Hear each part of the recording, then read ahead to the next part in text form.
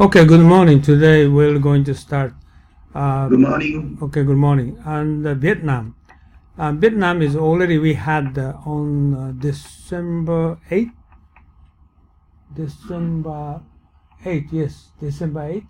And this is the second lecture for Vietnam. So we're going to start from Vietnam looks into a better future. And this is Vietnam has developed first in the last decades. The economy is growing and attracts foreign investors. However, there are still many problems in terms of human rights. Really? Okay. So the 経済成長は2016年 6.6% 期待される。まあ実際、去年どれぐらいあったか僕わかんないけど、こんなもんですかね。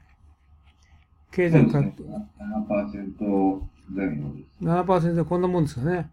政治や人権問題があり、法の自由はない。収賄はある。5カ年計画は中国と同じだ。中国と同様に共産主義を標榜しているが資本主義だ。ハノイとホーチミンは文化は違う。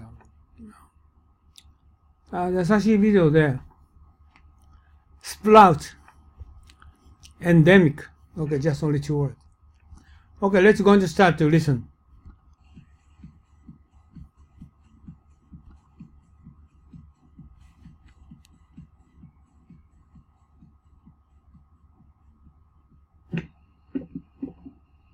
This is Lucas from Bluepoint Trading with a daily blog review.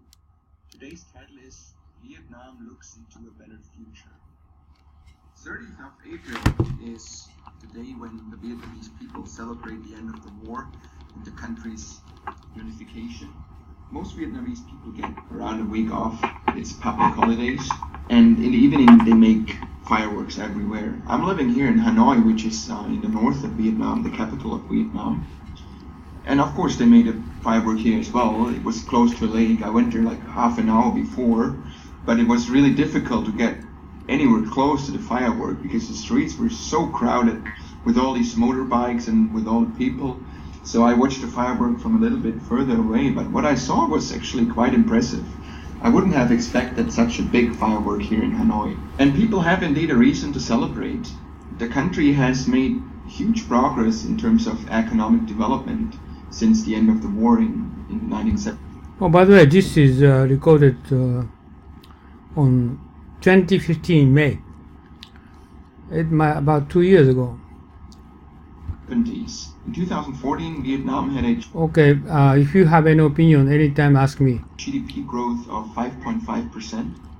And according to the International Monetary Fund, the GDP will grow 6.6% in 2015.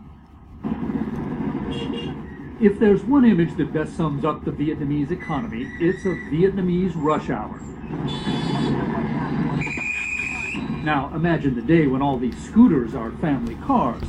With the current global slowdown, it may take a little longer, but that day will come. Which is why Ford, yes, America's Ford, now has a plant right outside the Vietnamese capital, Hanoi, churning out the latest must-have vehicles for a fast-rising Vietnamese middle class. If you look at Vietnam as a country... Oh, I didn't know that. Takashi, Vietnam is making a car? He said Ford. But How many are they? Do you know that? I don't think the Ford is providing many cars. I think it should be Honda and Honda. Oh, they are making car instead of bike? Ford? No, Honda you said. Honda is making motorbike. Not car. Motorbike. Only Ford making car. I don't see Ford car in Vietnam. No, they're Vietnam. They're making car here. So maybe they're exporting. Oh, really? Will come. Okay, let's have a look. Which is why Ford, yes, America's Ford, now has a plant right outside the Vietnamese capital, Hanoi, churning out the latest must-have vehicles for a fast-rising Vietnamese middle class. If you look at Vietnam as a country... No, they are selling here, there. It really is They are selling there. the Asian tiger. It's got 85 million people, a young, energetic, well-educated workforce. It's got a desire, a drive to succeed. And what a drive. 3 decades after the communist victory, Vietnam is well on the road to capitalist powerhouse, driven in large part by very motivated and ambitious entrepreneurs. Like The Vietnamese economy is growing fast, but there's still a lot of political problems in this country. The Vietnamese government suppresses political opposition and freedom of speech, and religious activists are harassed and imprisoned. Really? So, free of speech. Takashi, do you think the Vietnam some restriction for make a speech or something, or seminars or some harassment or in prison like this?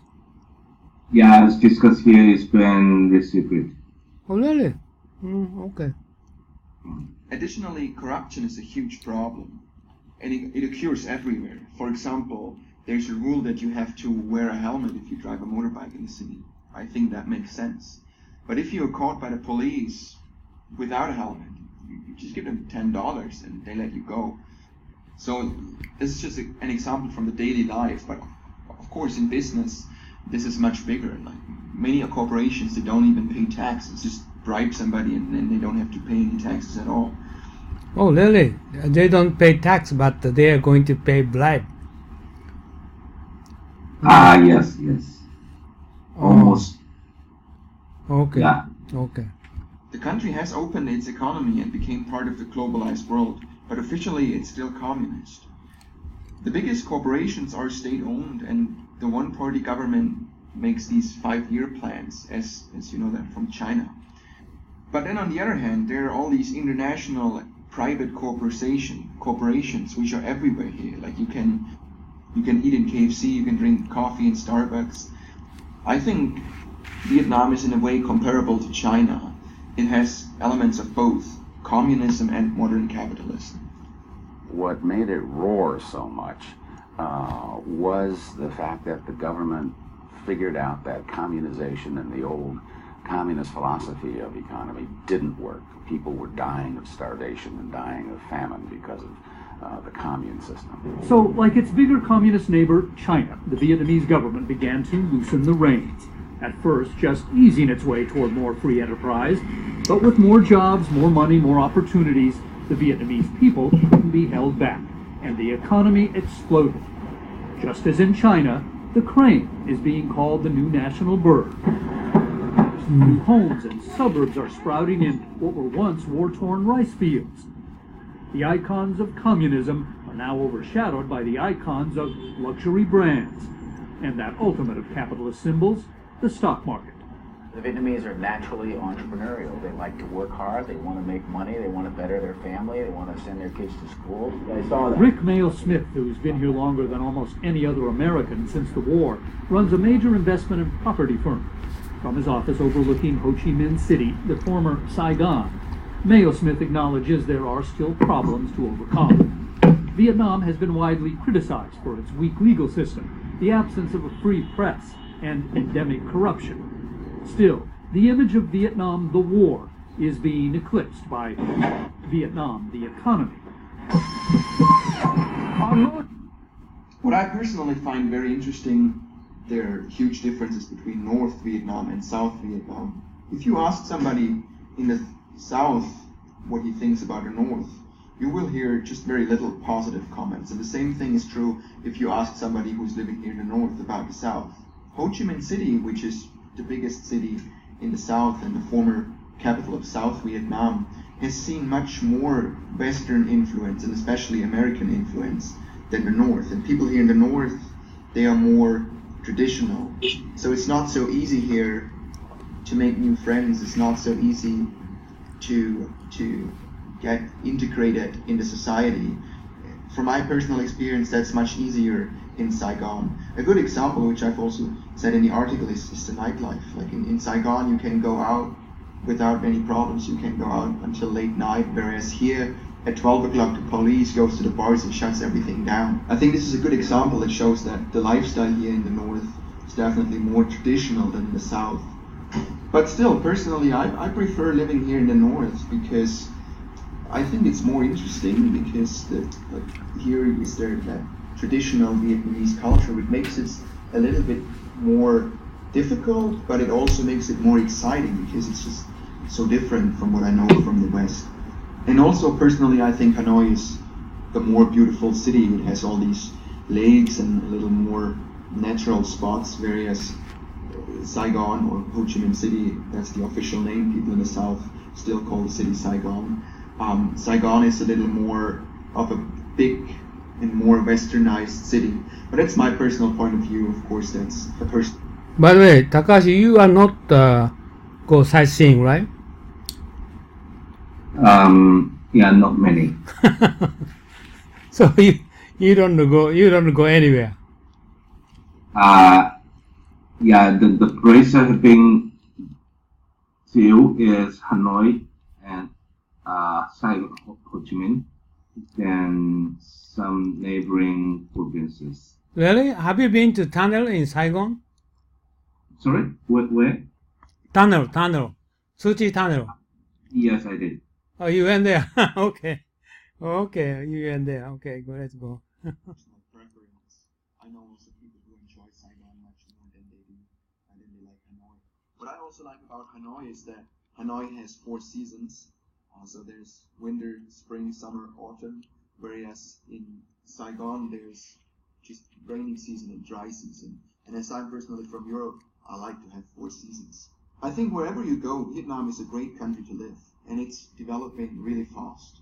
However, that growth is also fragile because it's mostly driven by foreign companies. But I think if Vietnam can overcome its problems like corruption and lack of human rights and maybe shift to more freedom, that will attract even more companies and further boost economic growth. And I think Vietnam definitely has the potential to become one.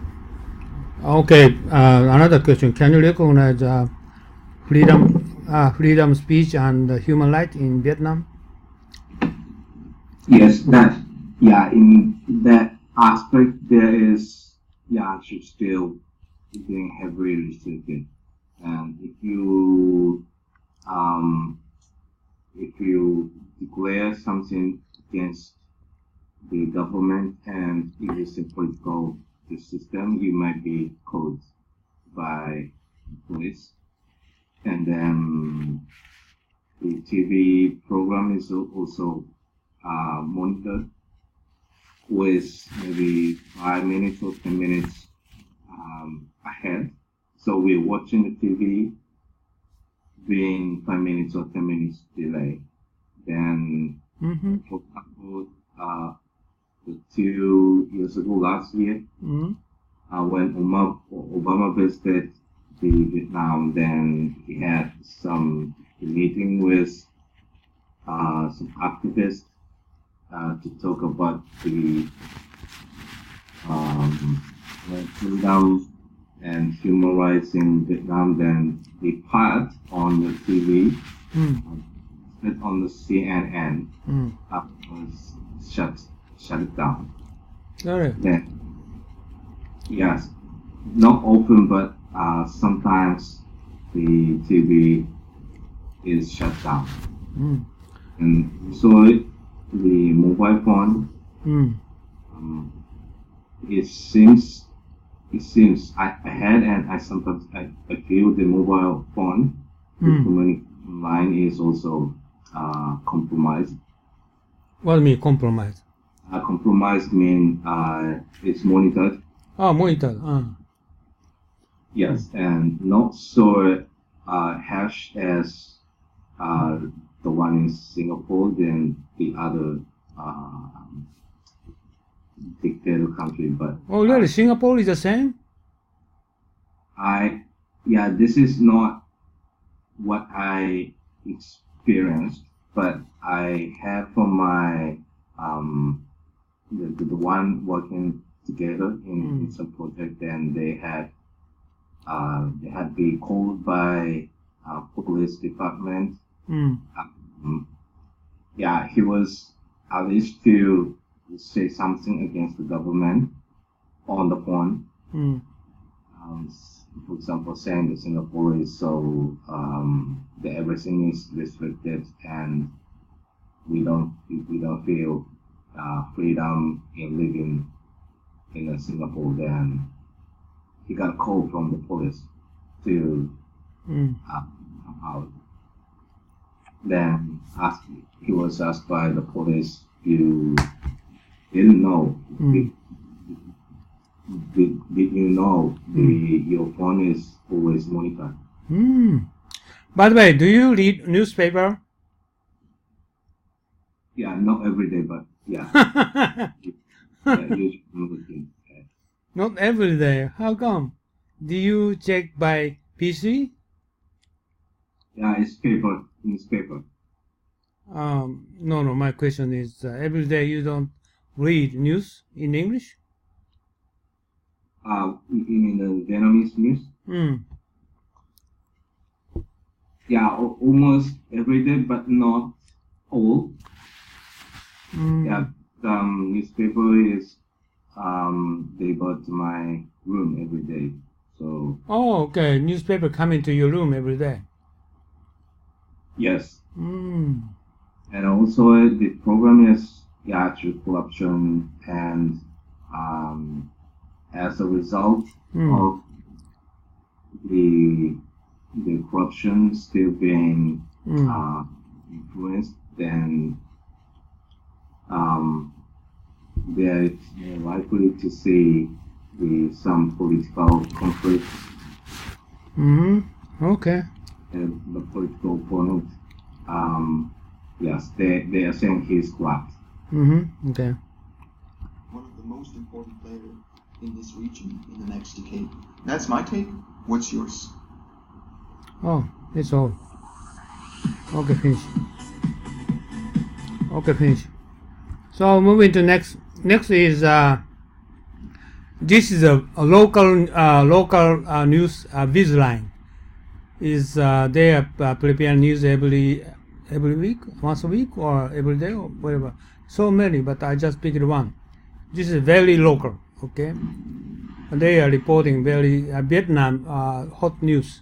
And this one is they are talking about labor productivity, education, training material, what is the best for them, and cheap labor and old technology is no good. And officials, senior officials answer is, no, this is like an old person is just explain, try to implement lean manufacturing methods.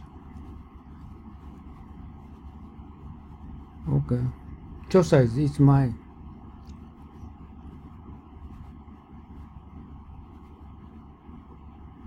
Okay.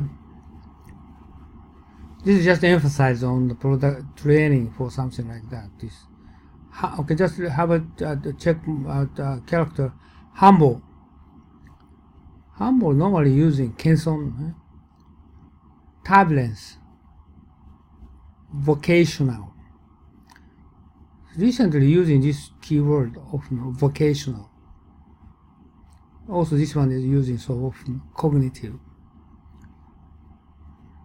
Saturation, yes, of using this word. Delving, not so many, but using delving. Okay, this one is second one. There you go, this is local one. Going to back first.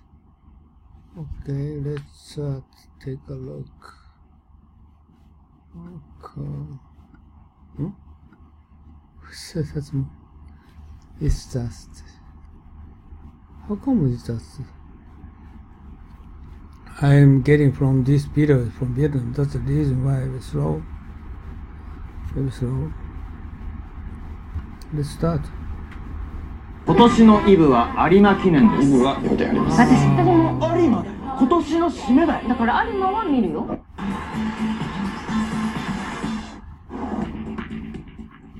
Vietnam's economic outlook stays upbeat.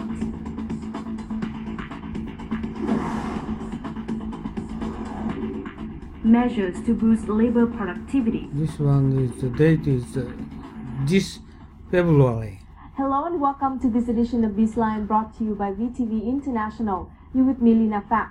And as usual, we'll begin our program by reviewing the economic highlights over the past week.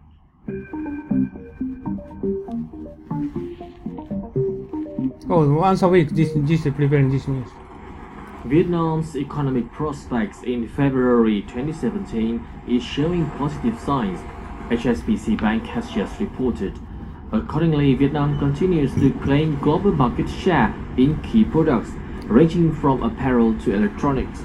This somewhat reflects the economy's integration into the regional supply chain of multinational companies. By the way, I remember when I prepared this Vietnam news is very difficult. And this is coincidental, I find out this one. And this news is they are preparing every week. I try to figure out which one is better. So I have a look at lots of those. But not easy to find out Vietnam news. And additionally, I tell you, Japanese news, none. NHK is making overseas news, but they just only handling Japanese local news, not like RT Russia, CCTV China. So what I'm planning to going to create the kind of news by my school in maybe next year. Okay, this is actually we don't have it. This is very stupid, right? We don't have it. Like last year, just South Sudan, Japanese defense force went there for 5 years, but nobody knows that, right? Because nobody put forth any opinion globally. So I'm going to do that next year. Okay, just I remember this is not easy to figure out, find out Vietnam news like this. Okay, not easy. The country's highly competitive labor force also remains a key attraction, leading to a record high of FDI disbursement in FDI, foreign direct investment. 2016. Also, according to the report, in the fourth quarter of 2016, Vietnam's economic growth rate expanded by 6.8% year-on-year, thanks to the manufacturing sector, which will be the one to take the lead in the time to come. Over the years, trade... By the way, do you, Takashi, do you know this Bizline? What? Bizline, this one, Bizline. This TV. Yeah. I usually didn't see the local news. I'm always watching CNN and or BBC. Did you know this? Yeah, I know this logo on the top, on the left side, VTV. Yeah, I think this is a very good news program they are making. Okay, just watching care of this news. This is good, okay? Relations between Vietnam and the European Union have been sharply increasing. According to economists, the upcoming Vietnam-EU Free Trade Agreement will attract 2 investment flows from the European Union into Vietnam.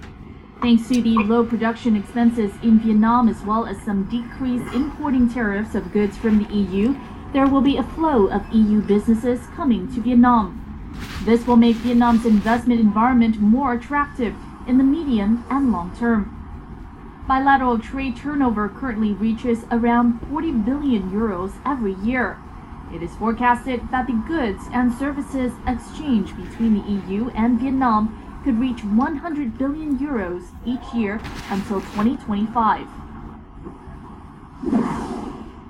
Vietnam expects to achieve $3 billion as its total export value for vegetables and fruits this year. In recent years, Vietnam's vegetable and fruits have entered markets with strict rules, such as the United States, Japan, South Korea, and Taiwan, China, as well as Australia, New Zealand, and Chile. According to experts, to further export turnover, Vietnam should promote advertising at international fairs for farming products, including fairs in Germany, France, Russia, and Japan. Vegetable and fruit export turnover reached $2.4 billion last year, topping the rice export turnover of $2.2 billion for the first time, according to the General Department of Vietnam's Customs. Okay, I'm going to show you Vietnam agriculture video later, couple of those. They are very advanced technology to implementing. Last year, for the first time, the number of foreign laborers in Japan exceeded 1 million, with an increase of Oh, they are in Japan. He said 1 million. 1 million what? 1 million people coming here? 20% compared to 2015. This is according to the Japanese No kidding. 20% increase. Ministry of Health, Labor and Welfare. Among foreign workers in Japan, Vietnamese workers rank second, accounting for 16%, which is a year-on-year increase of more than 50%. Japan, the third largest economy in the world, is now facing the worst human resource crisis since 1992 due to negative population growth and aging, with the most severe.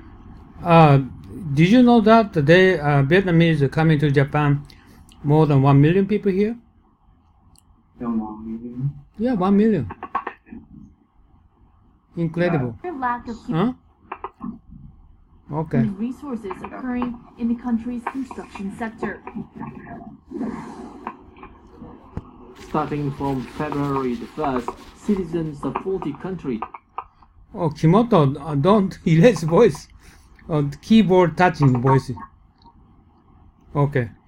From Asia, Europe, and America who travel to Vietnam will be eligible for e-visas, which will allow them to enter or exit the country without. Oh, Vietnam, do they need a visa to get into Vietnam? Yes, it started from 2 years ago. Actually, the visa regulation has been getting so strict. Oh, by the way, Japanese need visa in get into Vietnam?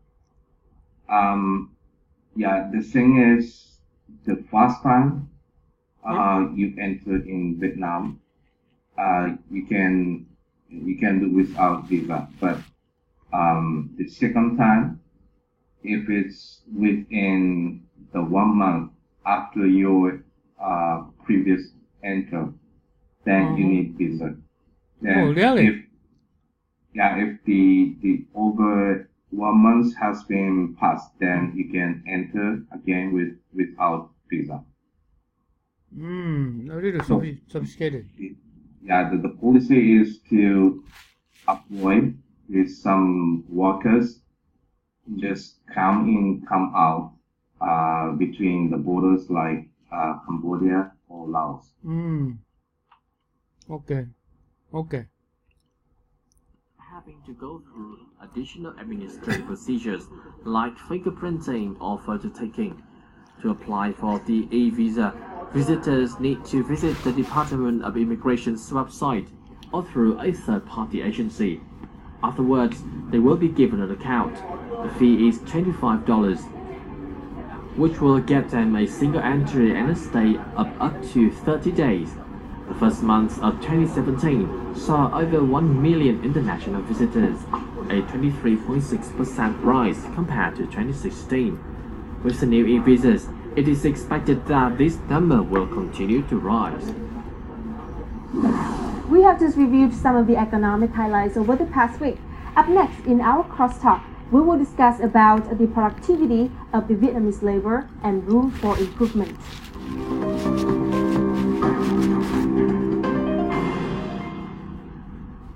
Vietnam's labor productivity in 2016 increased by 5.31% compared on year, according to Vietnam General Statistics Office.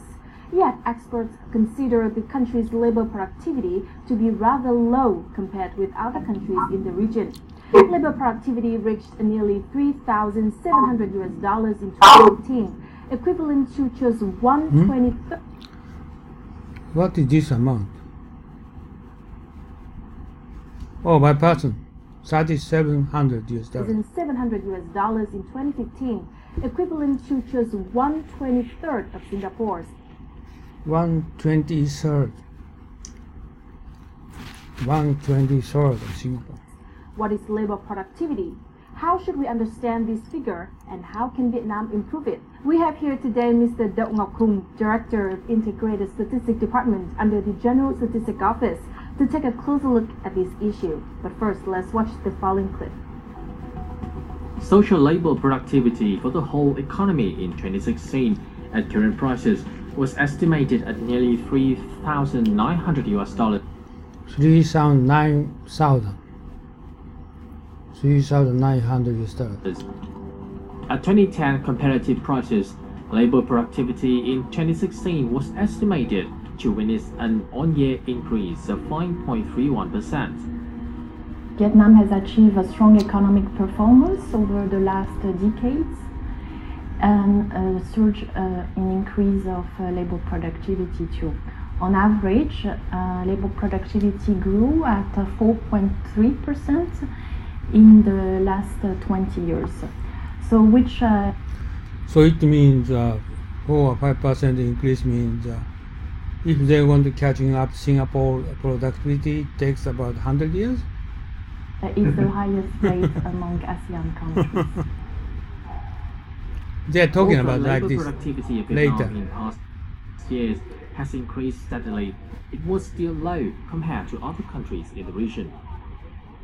In 2015, Vietnam's labor productivity was some 1/5 of Malaysia's, Oh, 1/5 of Malaysia, 1/3 of Thailand's. 1/3 of Thailand. Oh, by the way, Malaysia is ahead of Thailand. It means 1/5 of Malaysia, 1/3 of Thailand is. It means Malaysia is the double higher productivity than Thailand, right? Half of the Philippines and Half of the Philippines. Half of the Philippines. Oh, Philippines is very low. Indonesia, and even one. Oh, by the way, half of Indonesia, Vietnam, Philippines is Vietnam is half of Philippines. I can't believe it. I think it's per capita. Yeah, I know that calculation base, but actual I'm talking about actual base is Vietnam is better than Philippines.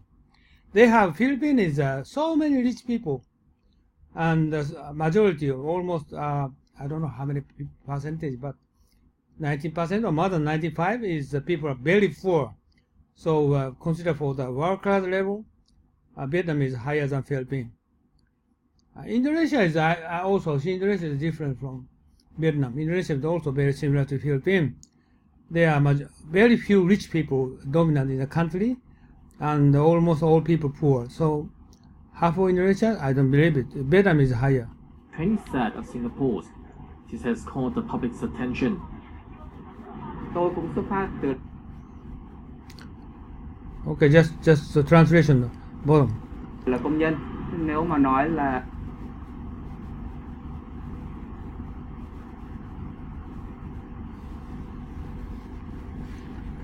lao động một. Oh, this is not just only 23rd.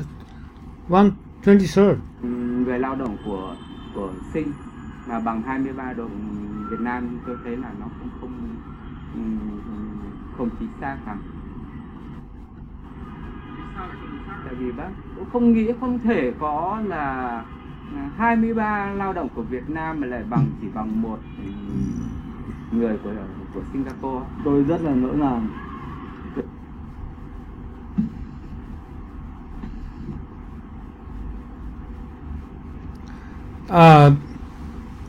He said actually, I asked you, Takahashi, is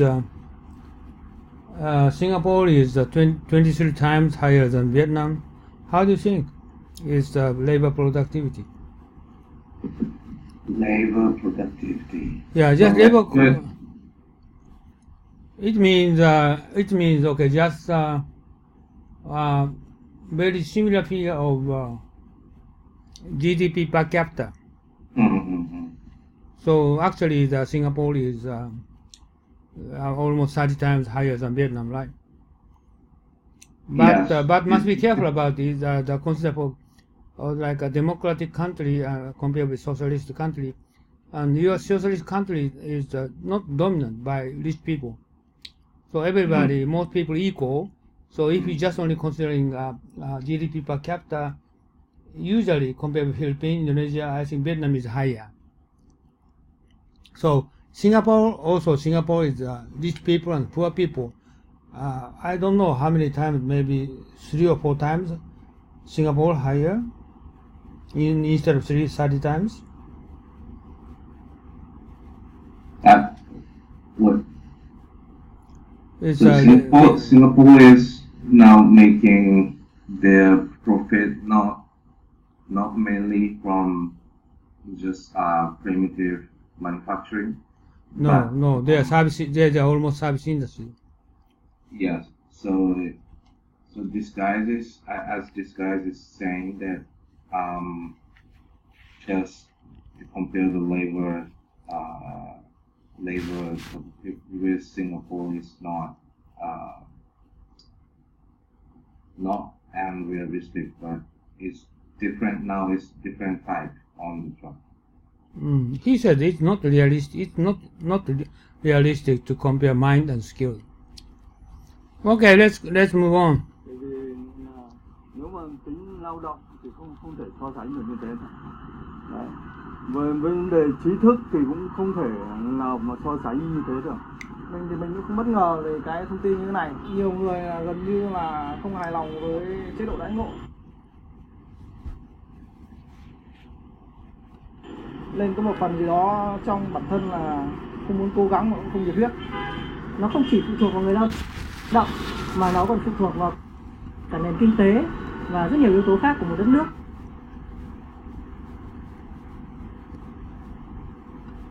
Đây chỉ là một cái chỉ số để tham khảo thôi, chứ mình nghĩ nó cũng không liên quan gì đến cái người lao động của Việt Nam, tức là nó không liên quan nhiều.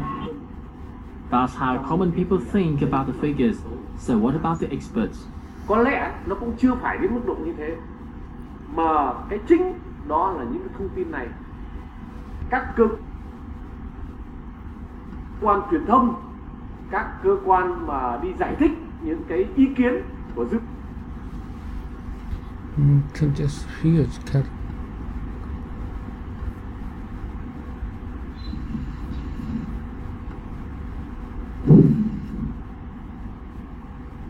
Second. Oh?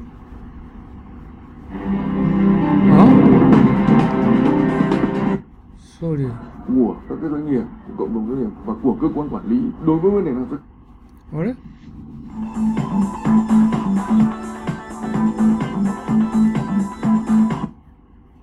Của các cái doanh nghiệp, của cộng đồng doanh nghiệp và của cơ quan quản lý đối với I just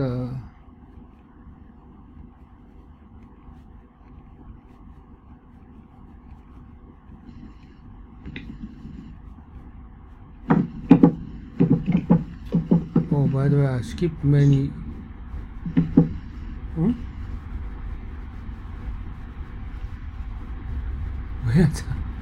Wait, what? Huh? This is different video, is it?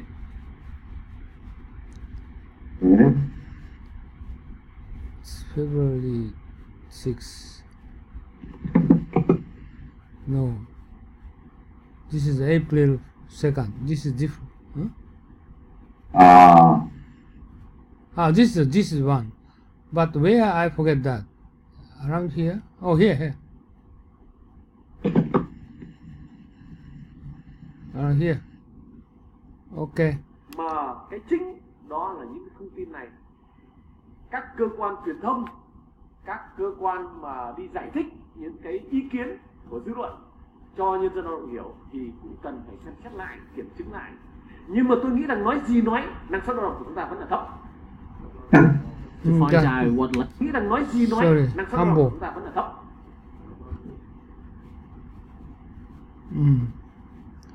Why I don't know what he said is I don't know why he said humble. Just Kenson is I just vietnam is he said labor productivity is he tried to say he's a government guy is Vietnamese productivity is not bad, he said, right? Not bad compared with the other Asian countries like Thailand, any other countries, and just it's normal.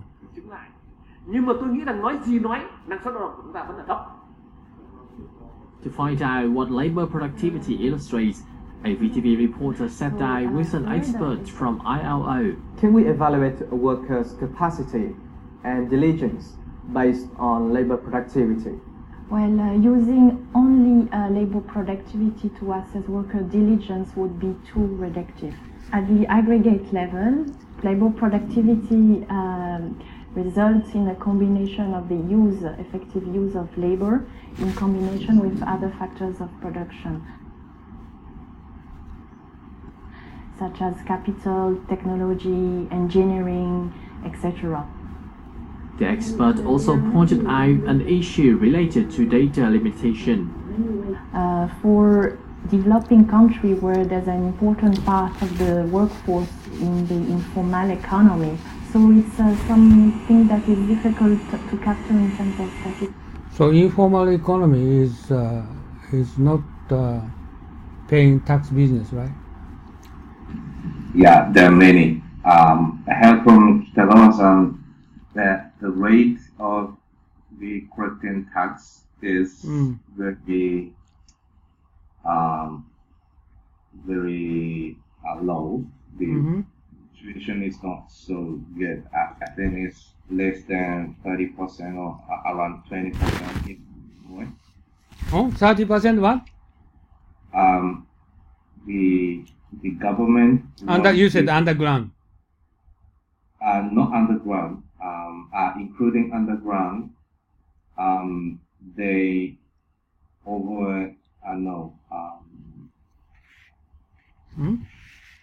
underrate their revenue on the goods, so that they don't have to pay more tax. And this is one way. The other way, as a reason why the tax is not so much collected, is there are many small shoppers, like they are selling the goods on the street by using the traditional balance, not POS, not system, just 測り、物の重さを測る、by using the balance, to sell the fish, to sell the vegetable. Then it seems it's hard to collect the tax from these shoppers, so-called Papa Mama sellers. Okay. Looks like China. Okay.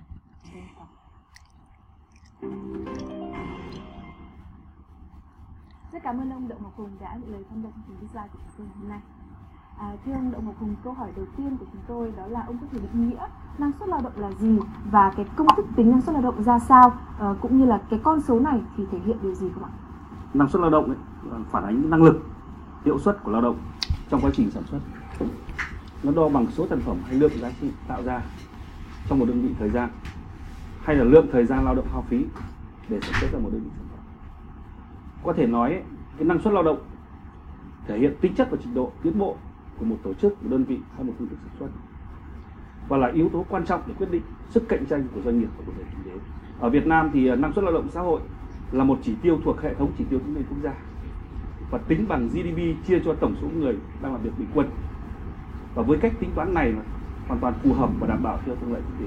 Vậy thì từ con số năng suất lao động đó chúng ta có thể đánh giá mức độ chuyên cần của người lao động hay không ạ? Để đánh giá trình độ ý thức của người lao động chuyên cần của người lao động thì thường thông qua các chỉ tiêu, ví dụ như tỷ lệ lao động qua đào tạo, trình độ kỹ năng, tay nghề của người lao động, trình độ về tin học ngoại ngữ, hay là đánh giá của nhà tuyển dụng hay là các doanh nghiệp. Năng suất lao động cũng phản ánh trình độ và cái độ chuyên cần của người lao động, tuy nhiên ở một mức độ nhất định, bởi vì có rất nhiều yếu tố ảnh hưởng và tác động đến năng suất lao động. Những yếu tố đó ta có thể kể ra, ví dụ như là về quy mô kinh tế, về cơ cấu kinh tế, cơ cấu lao động, về máy móc thiết bị, công nghệ, về thể chế, quản trị nhà nước, vân vân, rất nhiều yếu tố. Thưa ông, vậy ông có thể phân tích các yếu tố mà ảnh hưởng trực tiếp đến năng suất lao động Việt Nam? Các ngành công nghiệp và dịch vụ, trong đó một số ngành mang chất mũi nhọn như tài chính, du lịch thì vẫn còn chiếm tỷ trọng nhỏ so với các. Đây cụ thể là theo số liệu thống kê cho thấy thì năm 2015 thì cái chỉ trọng các ngành công nghiệp, xây dựng và dịch vụ của Việt Nam chiếm 82,6% GDP. Trong khi cái tỷ lệ này của Malaysia là của Philippines là 89,7%, Thái Lan là 90,9%, và Indonesia là 86%. Như Singapore thì cái lao động trong khu vực nông lâm nghiệp thủy sản hiện nay của chúng ta rất lớn. Lao động trong khu vực này lại chủ yếu là lao động giản đơn, có tính thời vụ, việc làm không ổn định nên giá trị gia tăng không cao, dẫn đến năng suất lao động thấp. Cái khu vực này chiếm tới 42% lao động của cả nước nhưng chỉ tạo ra được có 16-17% GDP. Một cái yếu tố nữa đó là cái chất lượng lao động. Chất lượng lao động của nước ta thì còn thấp. Năm 2016 thì còn tới 79,4% tổng số lao động của cả nước chưa được đào tạo để đạt được một cái trình độ chuyên môn kỹ thuật nào đó. Ở đây là để đạt được và được cấp cái chứng chỉ đấy, chứng chỉ chuyên môn kỹ thuật. Bên cạnh đó thì các yếu tố như là cái quá trình đô thị hóa, cái thể chế kinh tế hay là quản trị nhà nước, vân vân cũng là những yếu tố ảnh hưởng đến năng suất lao động của chúng ta trong thời gian vừa qua. Most workers entering the production line in Canon, Vietnam have already gone through training. Yet the enterprise still has to retrain them, even with small tasks like installing and removing screws. Các cái giáo trình đào tạo hay là cái thực tế đào tạo ấy nó chưa thực sự là sát với cái nhu cầu công nghiệp. Chúng tôi phải mất khá nhiều thời gian để đào tạo căn bản cho các bạn, kể cả công nhân, kể cả là những cái bạn sinh viên tốt nghiệp đại học. Cái có cái gì chúng ta đào tạo cái đấy, chứ không theo cái mệnh lệnh của thị trường, đặc biệt là thị trường lao động, và không theo cái mệnh lệnh của doanh nghiệp, cái yêu cầu của phía doanh nghiệp. Obsolete technology is another factor that's led to low labor productivity. Vì chúng ta duy trì cái loại lao động giá rẻ, cho nên rất nhiều các doanh nghiệp đã đưa cái công nghệ cũ vào, và vì thế chúng ta sử dụng công nghệ cũ thì không cần phải cái trình độ tay nghề cao, và đấy là một trong những cái hạn chế của nguồn nhân lực Việt Nam.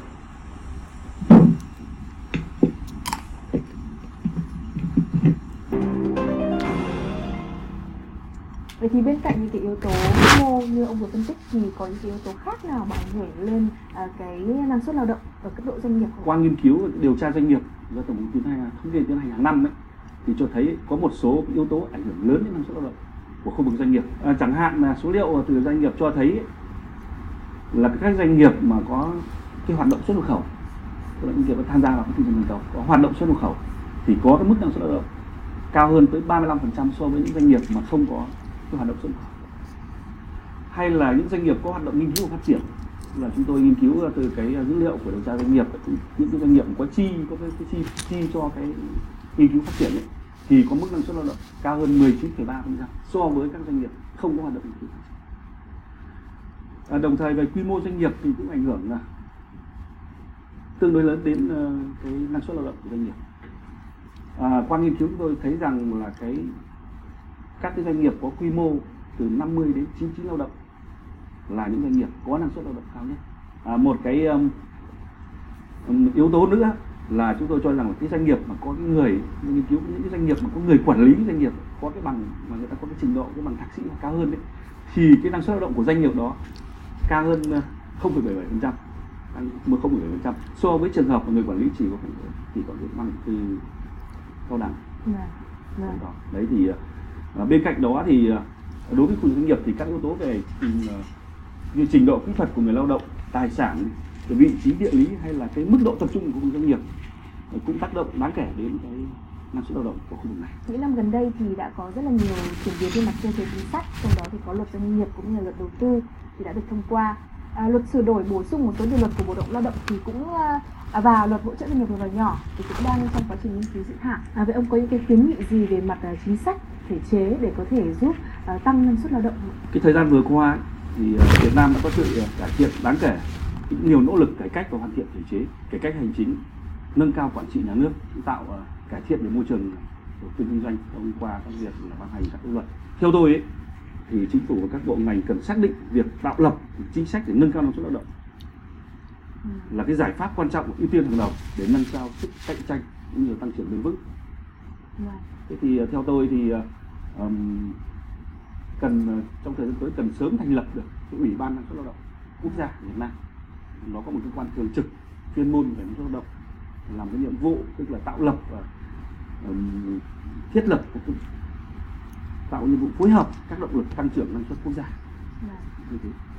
Đồng thời là chúng ta cũng cần tiến hành xây dựng và thực hiện một cái chiến lược quốc gia về nâng cao năng suất lao động Việt Nam với các mục tiêu chung cụ thể để năng suất lao động của chúng ta có thể bắt kịp được năng suất của các nước. Đây cũng là một trong những cái tăng thêm cái sức cạnh tranh của doanh nghiệp cũng như nền kinh tế trên cái thị trường quốc tế trong cái quá trình. Garment tan joint-stock company used to need 4 workers to put buttons on a shirt in the production group. Now, thanks to more advanced equipment, the task only requires 1 worker. This is also partly thanks to the lean mechanism, which aims to minimize redundant movements. Cốt lõi của lean là giảm thiểu tất cả các lãng phí, mà lãng phí ở đây chính là chi phí. Chúng tôi phải tập trung vào nghiên cứu các cái thao tác và chúng tôi tập trung vào đào tạo công nhân những cái thao tác chuẩn và chúng tôi tổ chức sản xuất theo đúng mô hình lean. Thì từng người công nhân ở từng một bộ phận một họ giảm bớt những cái thao tác thừa đó thì đương nhiên năng suất lao động của họ sẽ tăng. Sau cái tháng 7, tháng 8 mà khi chúng tôi chạy thử nghiệm những cái chương trình về lean trên một số những dây chuyền thì thực chất là chưa cần phải đầu tư cái gì cả, mà chỉ cần sắp xếp lại những cái bước công việc, chỉ cần sắp xếp lại. I have a question, Takashi. He is talking about manufacturing method. They are adopting a lean manufacturing system. Are they doing that? Yeah, some of the company is, let's say, trying to adopt, but with the local company only, on the effort is not so easy. Okay. Tại những cái thao tác cho anh em thì có những dây chuyền đã tăng lên từ 15 đến 25%. The Ministry of Industry and Trade is implementing a scheme to improve labor productivity and key industrial products quality by enhancing management and technology. Its main goal is to improve Vietnam's low labor productivity and industrial product quality so that Vietnam's products can enter global supply chains. Việc mà nâng cao cái nhận thức của các cái doanh nghiệp, của cộng đồng doanh nghiệp và của cơ quan quản lý đối với vấn đề năng suất chất lượng, mà năng suất ở đây là năng suất tổng hợp, là cái điều sống còn. Anh cũng có cải tiến, anh cũng có điều chỉnh để anh phát theo hướng tăng lên để giảm các cái chi phí trong quá trình sản xuất, để nâng cao được chất lượng, thì anh sẽ dừng lại là anh sẽ bị thua. Những doanh nghiệp nào họ siết chặt kỷ cương và yêu cầu những người lao động phải tích cực học tập thì những doanh nghiệp đó nhanh chóng tạo ra năng suất lao động cao.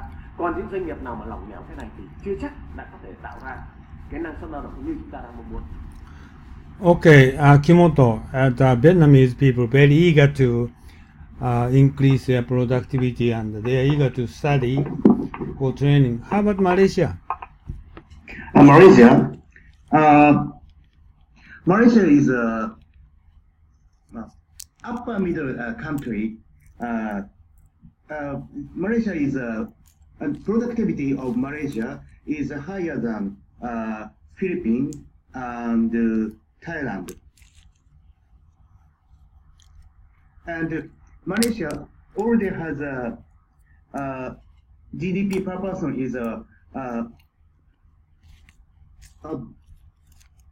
90 だっけ9,000ドルか 9,000 US dollars.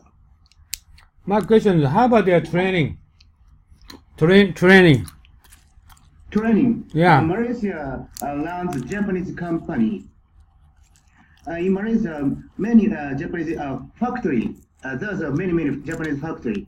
Japanese factory teaches the local people. Yeah. That's I think that's a big issue. Big effect of the Malaysia's productivity.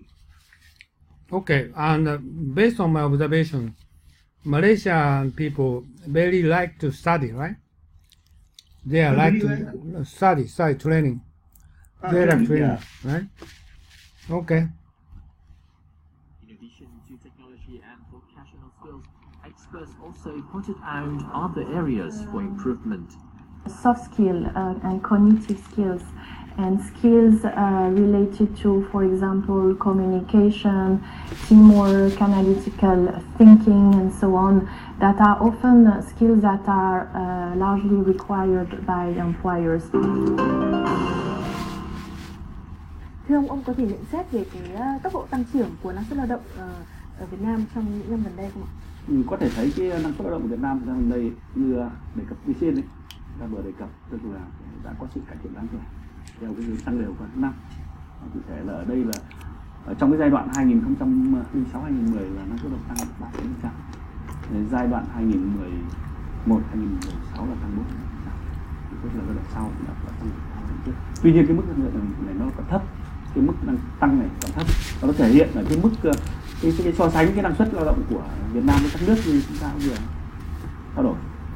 Và tôi cho rằng thì cần phải tăng cái tăng trưởng năng suất lao động, phải đạt mức năng suất lao động cao hơn thì mới có thể là dần bắt kịp được năng suất lao động các nước. Bởi vì là nếu như mà ta cứ duy trì liên tục với cái mức tăng năng suất lao động như cái tốc độ tăng của cái giai đoạn 2011-2016 vừa qua, tức là nó khoảng 45% một năm, thì sau khoảng 38 năm nữa thì năng suất lao động của Việt Nam mới bằng cái mức năng suất lao động năm 2015 của Malaysia. 22 năm nữa. He said 32 years to catch up with Malaysia and 22 years achieve Thailand. Mới đạt được mức năm 2015 của Thái Lan, 19 năm nữa mới đạt mức năm 2015 của Indonesia, 13 năm nữa mới đạt mức năng suất năm 2015 của Philippines, và để đạt được mức năng suất lao động 57 years to Singapore. I don't think so. Vào năm 2015 thì phải cần tới khoảng 5 năm. He is a government official, so he just only simply compare with sort of similar to GDP person type of figures, right? Vậy thì ông có đề xuất những cái giải pháp gì để nâng cao năng suất lao động cho khu vực doanh nghiệp không? Của tôi thứ nhất là cần sắp xếp lại các doanh nghiệp nhỏ và vừa để có cái quy mô phù hợp nhằm đạt được cái mức năng suất lao động cao nhất như tôi trình bày lúc trên. Là những cái qua nghiên cứu và thấy cái doanh nghiệp mà có quy mô từ 50 đến 90 lao động, gọi đây là có năng suất lao động cao nhất. Cái thứ hai là thực hiện chính sách tín dụng, chính sách thuế phù hợp để khuyến khích doanh nghiệp tham gia vào thị trường toàn cầu, tham gia một chuỗi giá trị toàn cầu, nghiên cứu đổi mới công nghệ. Tiếp theo là cần phải khuyến khích tạo điều kiện thuận lợi, hỗ trợ doanh nghiệp khởi nghiệp cũng như là đổi mới sáng tạo, đào tạo bồi dưỡng nguồn nhân lực. This is very important, train workers. Lao động trong doanh nghiệp. Cái thứ tư là thúc đẩy nhanh hơn nữa quá trình tái cơ cấu doanh nghiệp nhà nước, tái cơ cấu và cổ phần cơ cấu lại. This is key factor, state-owned enterprise restructuring. Doanh nghiệp nhà nước. Và thứ năm là cần phải tăng cường cái công tác thông tin. Yeah, information support. Hỗ trợ doanh nghiệp. Ngoài ra là cũng có các cái giải pháp khác như là nâng cao đời sống vật chất và tinh thần cho người lao động, họ có cái tinh thần cũng như là có cái sức khỏe, làm được cái công việc tốt nhất. Bên cạnh cái việc tiếp tục đẩy mạnh cải cách thể chế, nâng cao hiệu quả quản trị nhà nước, cải thiện môi trường đầu tư kinh doanh. Government bureaucracy.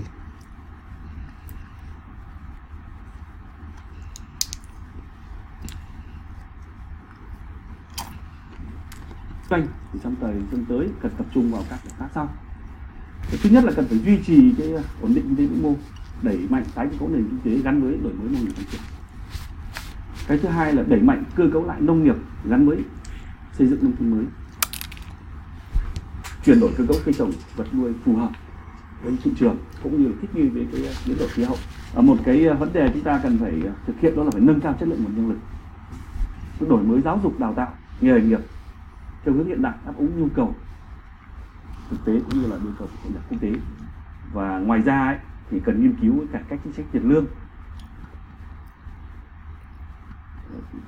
tiền công theo nguyên tắc thị trường phù hợp giữa tăng trưởng tiền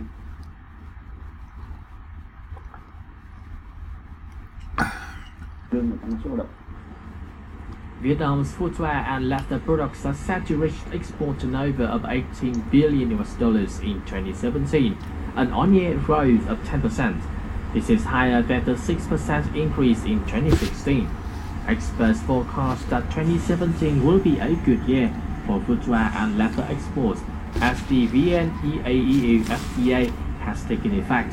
Yet to fully benefit from a FTA like this, especially to win large orders, Vietnam needs to improve its labor productivity. Một người lao động chỉ có thể sản xuất độ khoảng từ 3 đến 4 đôi giày một người một ngày. Trong khi đó thì với các cái doanh nghiệp, đặc biệt là như Trung Quốc, thì họ mặc dù giá nhân công của họ rất cao nhưng họ có thể sản xuất được 7 đến 8 đôi giày. Really? China can make 8 pairs of shoes, double rather than Vietnamese?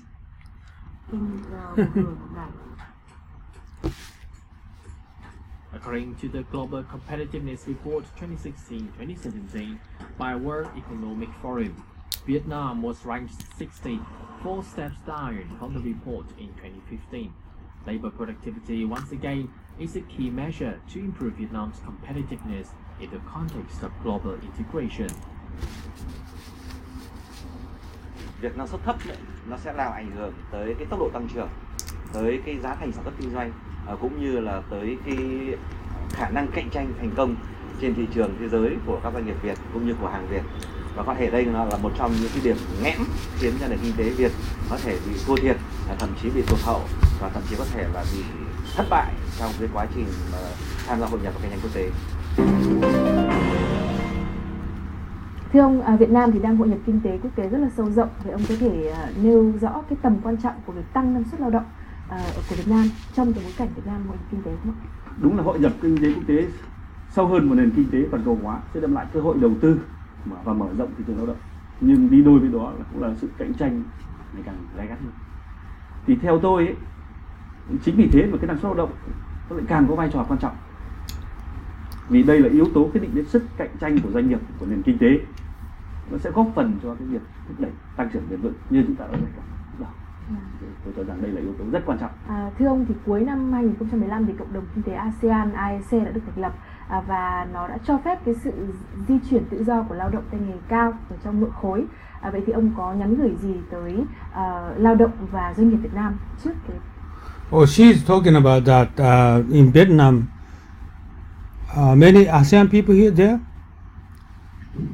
No, what she's saying is the integration is region of economic and trade agreement with the 10 ASEAN countries, so-called.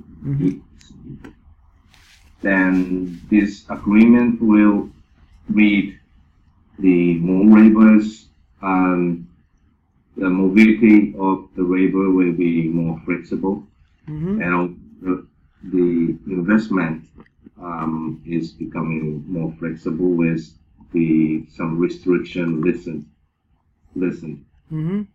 Okay. Also the goods tariff on the goods on the same way. Okay.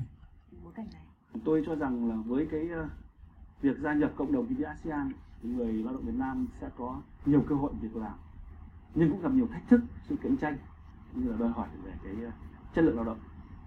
Do đó theo tôi ấy, thì người lao động cần phải nâng cao trình độ chuyên môn, tay nghề, đặc biệt là ngoại ngữ, tin học cũng như các cái kỹ năng giao tiếp, kỹ năng làm việc của nhóm để có thể đáp ứng được yêu cầu của cái thị trường.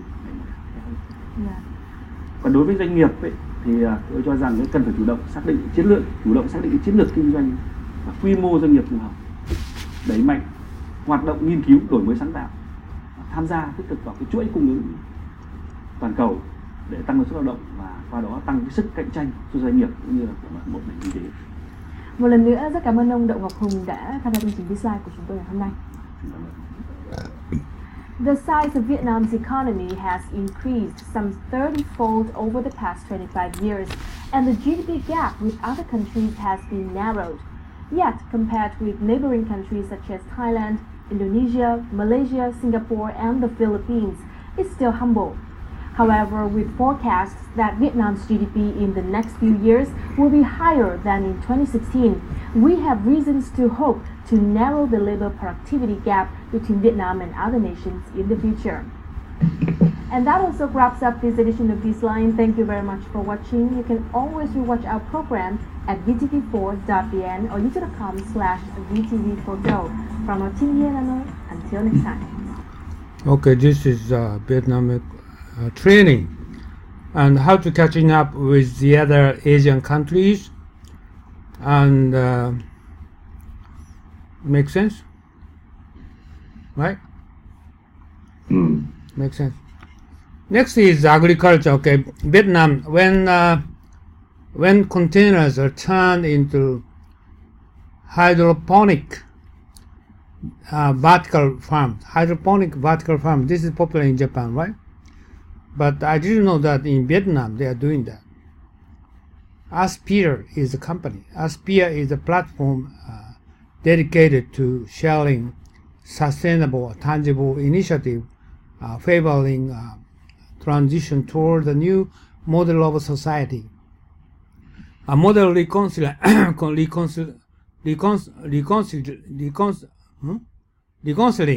the social, environmental, and economic issues. Okay, this is hydroponic farming. This is very popular in Vietnam, right? Takashi, have you been there? No. Okay, this is very, you can find at many places in Vietnam, farming. Very advanced agriculture. It's a completely different image of the agriculture. This one? Maybe this one? Oh yeah, this one. Okay, very short video. Inside this 40-foot container, we control the climate. Okay, sorry, this is something Portuguese or something like that. Not English. France. Okay, English. That's what it's all about. We actually use the technology, both software and hardware, to be able to monitor and control the environment for the type of crops that we want to grow. That we are a non-pesticide system, indoor vertical farm. It's about sustainability, how to use water better when it comes to agriculture. So I did that for fun for about 3 years or so. And then from then, I guess a passion becomes work, and then from work it becomes a company, and now this is where we're at today. Inside this 40-foot container, a non-pesticide for about 3 years or so. And what I wanted to say is, this guy looks like looks a Vietnamese, but he can speak English. Looks like a native, right? Unbelievable. Yeah, I think it's from the boat, so-called the boat people from the south. The before and after during the Vietnam War, there's some Vietnamese threat to U.S. From the government and people backed by U.S. at the time. Exactly. He just came back from the States, so his experience exporting from the States to Vietnam, right? And then from then, I guess a passion becomes work, and then from work it becomes a company, and now this is where we're at today. Urbanization is happening more. So it means, don't misunderstand this kind of prevailing spread all over Vietnam. But I've been one of big, kind of farming, like in loom farming in Vietnam. But this is actually the prevailing, but not yet. And more every day. By 2050, we're going to have over 9 billion people in the world. Everybody's moving into the city, predicting about 75% or so. Why is it that food is being grown outside of our living area? So land, we know, is a problem. So imagine if it's land, we're sitting here on this 800 square meter, and we can have 18 containers here. We should solve the land problem. We can be able to grow food where we live. We can be able to eat within the day. I think that's the future. Right now it's snowing in other part of the world. Why not have a container there and supply vegetables in the cold? And then, for example, in Middle East, where it's completely hot, we like to have a container out there to feed the people within the day. Vietnam is one of the highest cancer rate when it comes to, or potentially food poisoning. Does that apply with the food production system, or is that, other reasons? And that's why, we decided with the motivation and the passion we do, we say, hey, this would be a great alternative to what's going on in the market. We talked to a couple of different food distributors, and they see that with this container, it would be highly beneficial for them. Okay, this video is Vietnamese people watching this video, many people. So my guess is just encourage video for the people, Vietnam people, for farming. Vietnam is agriculture is the first priority, and also they are fishing, and agriculture is major industry in Vietnam. So this video is very beneficial for the Vietnamese people. Unno-san, Unno-san, I have a question. Go ahead. And what country does the technology of farm agriculture to the Vietnam? For example, USA? In this case, I think his guys, just like I said, came back from the United States and just importing US technology to Vietnam. But I always said talking about Japanese farming agricultural technology, also one of the most advanced in the world. But unfortunately, Japanese are reluctant to export their technology overseas. Like I'm thinking about for more than 20 years, like especially Malaysia, Borneo Island, okay, Malaysia, Borneo. They have a lot of plantation, but big opportunity. Japanese export rice, rice, breeding or rice, try to export the rice technology to Malaysia. But Japanese people, they don't. No.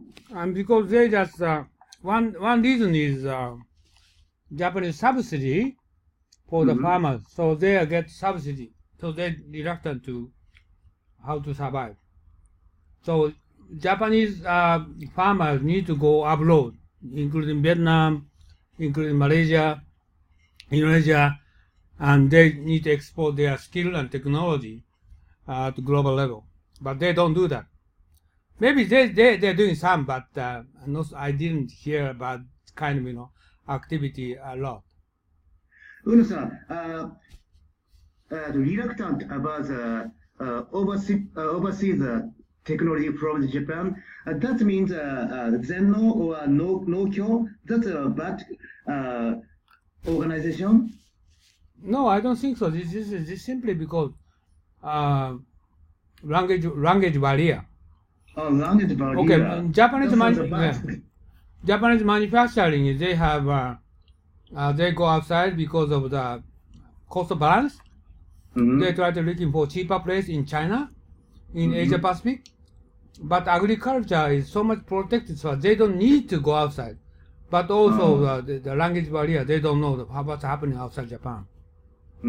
So if we're going to like a kind of information from Asia Pacific to import to Japan, what kind of like Vietnam, what kind of skill or technology is there? They are short of the technology, and Japanese farmer recognize the kind of sort of things. They will maybe take action. Some of those younger people will take action. They don't know. Oh, but Unno-san, Japanese Sogo Shosha trading company, why they Sogo Shosha treat the agriculture from Japan to overseas? Oh, they are doing a lot. Especially they are doing vegetable in China, and they try to make a lot of investment in China for vegetable and import Japan. They are doing that, but it is in the case presumably they try to make a large-scale investment, and they just consider profitability, try to get kind of business, and I think Japanese farming technology and the skill try to export. Is that Sogo Shosha is not intending kind of sort of things. They are just only to get profit. And what I'm talking about is we have different aspect for exporting Japanese technology to support Asian country and South Asia or furthermore Middle East or Africa. So Japanese people need to give them support or export our technology. This is Sogo Shosha never do that. Right? Okay, thank you. Okay. On getting this produce placed where the groceries are at, so then the consumer can be able to take it off the shelf within the day. We're in the United States, we're in Asia, and we're in a smaller part of Europe. So we're hoping to be able to expand this and let everybody know that there's this technology out there. Okay, this is kind of encouragement video for Vietnamese people. And next one is also farming, sustainable farming for higher productivity and better environment. And this is also a very short one. And through modern technologies and partnership with private companies, farmers in Vietnam have improved productivity and are helping protect the environment. Adverse, you guys know, adverse. This one is also very short one. I don't know how come this time is so many short videos. Okay. Vietnam's Central Highlands and Southern Delta is suffering from one of its worst droughts in history this spring. But Trin Tệ Hoi's coffee plantation is not affected much, thanks to the adoption of a new water-saving technology. Through underground pipes, each tree is directly and automatically provided with water based on its needs. Lượng nước tưới cũng phải giảm tới 3-40% đấy. Còn phân thì cũng phải giảm 30 đến 35%. Với nhân công thì cũng phải tới 30% nhân công. Doanh thu và lợi nhuận của mình là tăng lên là đáng kể đấy. Hoi is among the 90,000 farmers who received support from the World Bank-assisted Agriculture Competitiveness Project. By applying modern farming technologies that include sustainable farming practices and organic farming, production costs and adverse... Oh, okay, this kind of technology is very advanced technology. Many Japanese, they don't understand, like Africa is the same. They are very concerned most advanced technology to implement it. So we must be careful to talking with those people. For example, Vietnamese, for their farmer, and we're talking with conversation with those people. They are not low technology. The most advanced technology we need to try to consider for including environment and including water, everything else. So must be careful to talk with that. This is one of those. Impacts on the environment are reduced. For rice cultivation in the Mekong Delta, the project promoted the adoption of a sustainable farming technology package. This required the use of certified seeds and reductions in seed, fertilizer, pesticide, water, and post-harvest losses. In Kanto City, greenhouse gas emissions have been measured in collaboration with Kanto University. He said Kansas City, right? It's their collaborate project is with the United States. But how come we never heard about Japanese, kind of university, or like a Tohoku University, the other, some kind of, collaboration? They don't. Results show that rice farms that adopted new technology reduced their greenhouse gas emissions by as much as 60 to 90%. Tôi và bà con cũng muốn làm để tăng năng suất và bảo vệ được môi trường. The project supported almost 100 production partnerships between farmers' organizations and companies to apply good agriculture practices. Farmers and companies agreed on volume and price before production begins. The companies also provided high-quality seedlings to farmers, as well as regular training on production techniques and disease prevention. The project provided farmers with matching grants of up to $2,000 per household to purchase additional farm equipment and supplies. For all 100 partnerships, farmer productivity has increased by 10%, while product sales have grown by almost 20%. Đối với các cái cánh đồng liên kết thì chúng tôi đảm bảo được cái nguồn sản phẩm chất lượng theo cái nhu cầu của mình, và từ đấy thì lợi thu nhập của doanh nghiệp nó cũng tăng tương ứng. Okay, this is World Bank video. World Bank, they are making a lot of video like this. Okay, now is I'm going to show you the different one. Vietnam BPO, okay, BPO, Digitex company, okay, and at the Digitex Vietnam, we believe in a connected world where highly specialized organizations grant their services to those who have other core business strengths. We manage part of the workflow with the highest level of integrity. Our team at the Digitex is positive about offering business and technology solutions which we tailor to the specific needs of our customers. Our global customer network trusts us. Since 2003, we guarantee quality, data security, and thanks to our location in Vietnam, competitiveness. Digitex offers a wide variety of business process outsourcing services at market leading standards that can and will be customized together with our expert management team.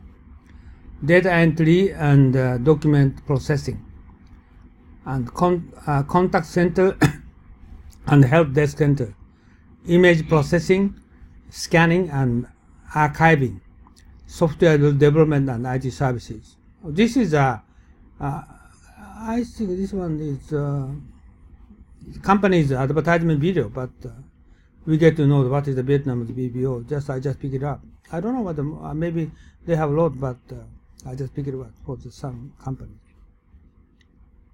Okay, this is advertisement video. Welcome to Vietnam. Vietnam has a young, dynamic population and rapidly developing infrastructure. This is Yu and Hua from Digitex. Come with us as we introduce you to a typical day at our company. Our day usually starts with a motorbike ride to work at Quang Trung Software City. We often stop for coffee at one of the various cafes before heading to the Anna building where Digitex is located. With more than 18,000 people, Quang Trung Software City is an IT hub supporting numerous large international companies. The many educational institutes provide a large talent pool. With the backing of the government, Takahashi, did you know this? This is 18,000 people working there. No. BPO. QTSC has a safe and reliable infrastructure. Welcome to Digitex. We have customers all over the world, including America, Europe, Japan, and Vietnam. Our services run 24/7 with a strong focus on security and quality. We are certified with ISO 27001 and ISO 9001. Our business process outsourcing services include data entry and document processing, customer service with contact center and help desk centers, image processing,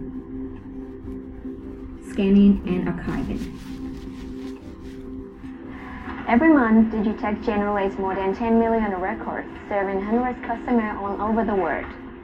Digitex markets vary in different industry domains such as financial, pharmaceuticals, logistics, historical documentation, and e-commerce, to name a few. Importantly, our services are all customizable, tailor-made, and completely scalable for our clients' needs. We listen, we consult, we plan, we develop, we control, we deliver. Together with the headquarters in Ho Chi Minh City, we have another branch in Con Tum to ensure business continuity for our clients.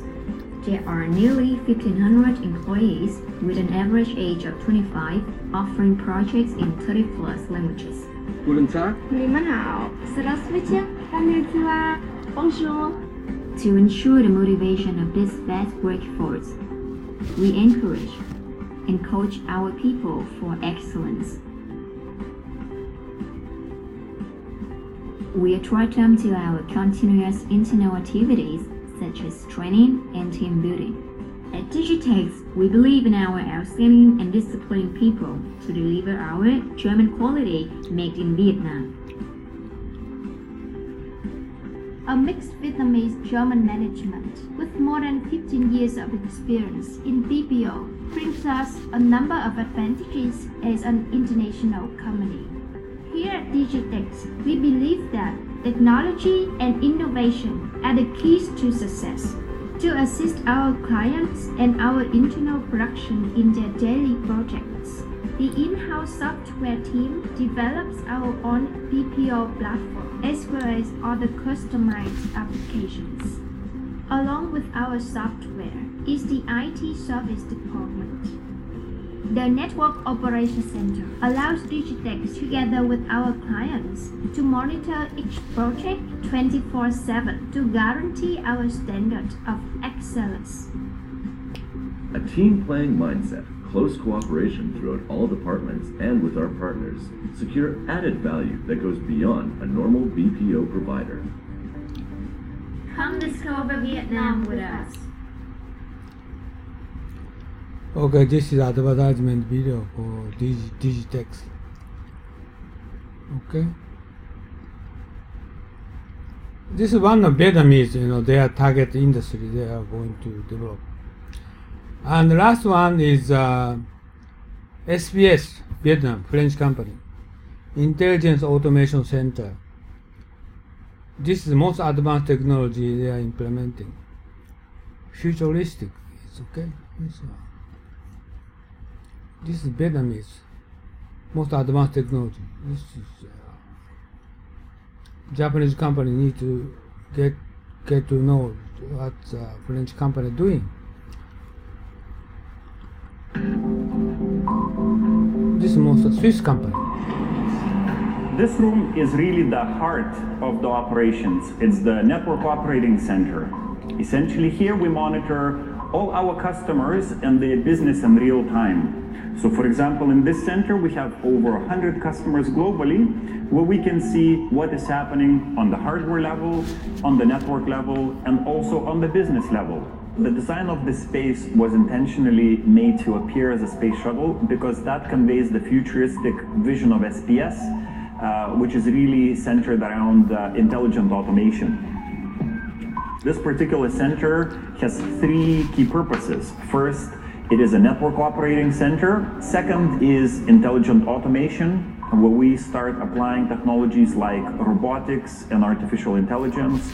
And then a space like this is an ideas incubator. We run programs like continuous improvement, process re-engineering out of a space like this, which gets our creative juices flowing and allows our people to be creative and use technology to deliver this continuous improvement.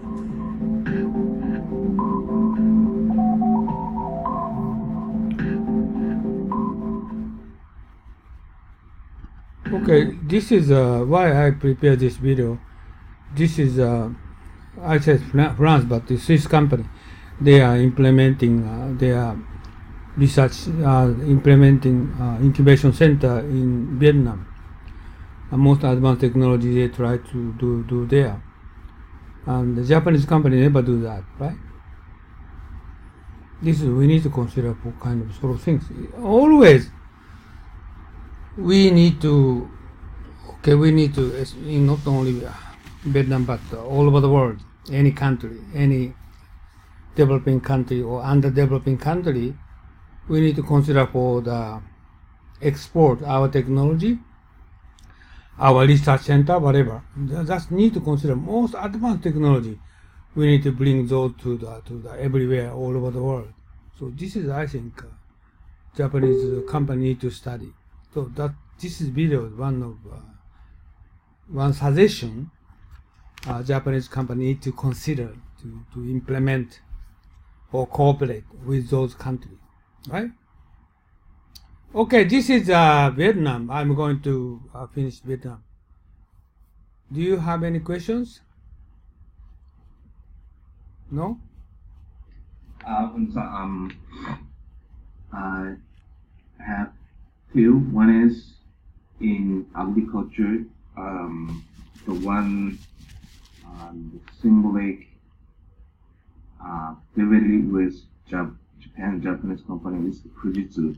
At least Fujitsu came in to promote their IT-based agriculture system with the local company FPT. Mm-hmm. What kind of technology are you bringing in? It's like the same one shown in the video. It's the agriculture based on IT technology, IT system. So it's like factory based.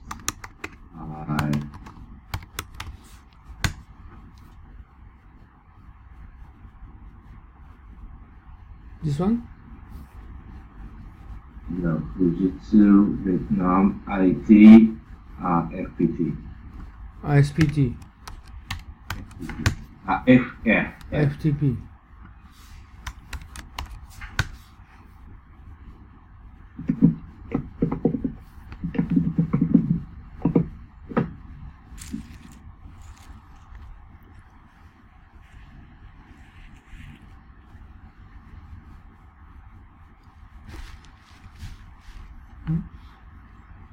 Maybe I need to type.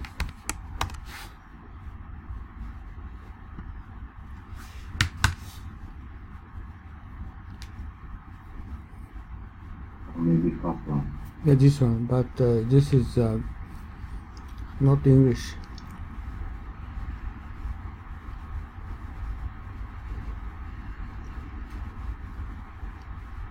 This is a problem always, okay? Because this news is prepared Vietnam newscast, but not Japanese. So always, even if Japanese company try to go into Vietnam doing some announcement, innovative activity, whatever, but we cannot see in English. Japanese company never produce kind of news to globally, right? Yeah, the company too.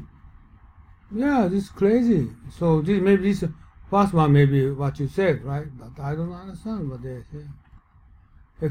FPT Fujitsu is kind of. Sáng ngày 24 tháng 2 tại Hà Nội, tập đoàn FPT và Fujitsu Nhật Bản đã chính thức khai trương trung tâm hợp tác nông nghiệp thông minh FPT. Yeah, this one is talking partly. Trung tâm này là nơi giới thiệu kỹ thuật nông nghiệp ứng dụng công nghệ điện toán đám mây Akisai. She said partnering with Trung Fujitsu. tâm của FPT Fujitsu đang áp dụng hai mô hình sản xuất, nhà kính greenhouse và nhà máy rau vegetable factory trên hai loại rau là cà chua cỡ vừa và xà lách Italy. Điểm khác biệt của hai mô hình này là cây trồng được điều khiển từ xa và hoàn toàn tự động trong môi trường khép kín, tránh được sâu bệnh. Nhờ vậy giảm công sức cho người trồng và sản phẩm chất lượng tốt. Nông nghiệp thông minh Akisai là một trong những công nghệ. Yeah, this is Takashi. You said this one, right? Yes. But no Japanese. No English. No English. It's crazy, right? This Japanese company they are doing, but you cannot find out in English in the YouTube. So Fujitsu they themselves they don't think about advertisement for the other country, right? This is what I wanted to develop kind of news source kind of broadcast center as Unno school. Yeah, I think it's great. But yes, that's right. This is a good example. And any country, any company the same, or maybe some Hitachi or some Sony, they are making this kind of video, but only a couple minutes. Not 10 minutes. Not that normally it's 10, 15 minutes. They are making for a more deep introduction for their activity, what they're doing. But Japanese company never do that. So nobody knows, nobody recognizes who are they. This is a problem. Next year, I'm writing the book for the Japanese identity book. What is Japanese people? Their history, their spirits of Japanese spirits, and the compare with American people, compare with European people. And we don't have kind of book. Nitobe Inazo, they wrote book 100 years ago, but since then, we don't have it. Only kabuki or sumo, that's all. It's ridiculous. So now I'm going to, okay, I already have done writing a book for the Comfort Woman. I've done for the 19 Massacre, Unit 731. Okay, this is all in the past activity. We have written the book. Okay, that's all. Done. Then we're going to focus on future. Okay, now it's like this. Okay, Japan, what kind of technology we can deliver? This one is only Vietnam, right? So Vietnamese, so they don't know. Malaysia people, they don't know that. Indonesia, they don't know that. So we need to produce this kind of example, and we try to advertise an Asia Pacific country or African country. If you are interested in this kind of activity, okay, we can introduce you. We can communicate with you. Sort of things. Japanese government or Japanese company are truncated, including your company too, right? So this is a problem. Okay? Yeah. So, so okay, this is the second. This is my concern and questions, and the point is they're talking about the labor productivity and urbanization, modernization of social society.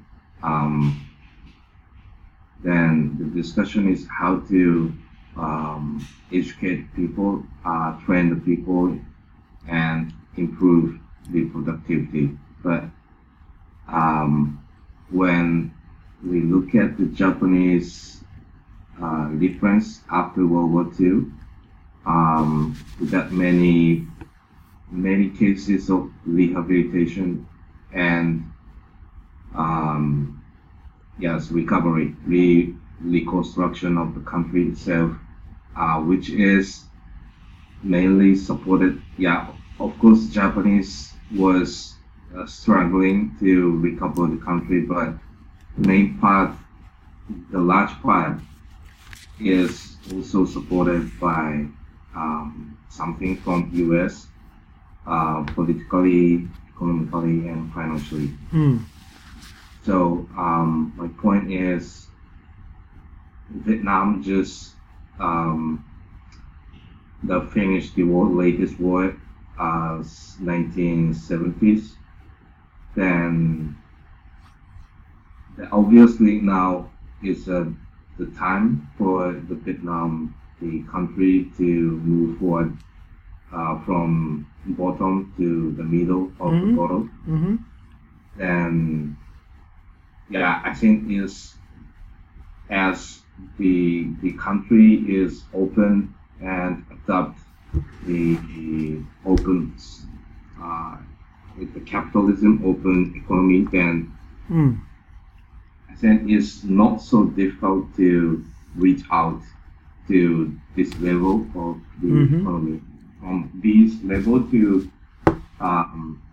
the one same as Singapore and Malaysia and Thailand, and also Hong Kong or Japanese.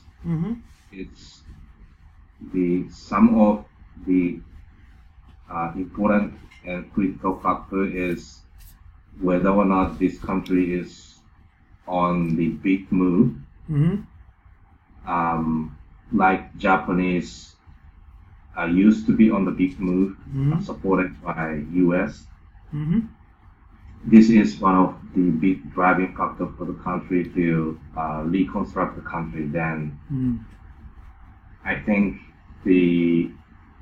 as the country is on the move, supported by the big influence such as China or US or Japan, then labor productivity follows this movement. And so, I mean, the possible way is the country supported by big wave then the productivity also follows this movement. So the point is whether the Vietnam is well capable of inviting the nation level of the support for relationship. Right. And I'm not sure, but if it's with China or again US or Japanese. Okay, Chinese people try to deal in business. What most Vietnam is most big exporter from China. Okay, and China is just dealing how to get profit, like Mitsubishi Trading Corporation. They are doing business how to get profit. But Japanese advantage is without profit, without business, they try to export our software, with our Japanese spirits. This is Japanese is most advanced advantage compared with the rest of the world. This is why we need to recognize. Like Fujitsu, they did good job with some company, Vietnamese company or government, but so forth. But that's it. Okay, Japanese people, they don't know that their advantage. Their advantage is okay. Just what they did in Vietnam. Okay, why not? They try to advertise their technology, their experience to the world, rest of the world, including Africa or Middle East and South America, all over the world. And this is our advantage.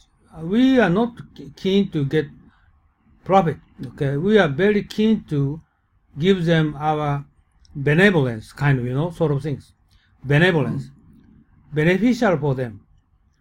So this is Japanese people in short of the. Oh, they don't recognize their advanced software power. Japanese have so big software power, right? And many Japanese are just only domestically. They do not know what is superiority compared with the rest of the world, like American country or China or European country. Japanese most advanced issue is software power. Okay, so this is software means not only the IT technology kind of Fujitsu, but Japanese software is okay. Just experience this kind of this kind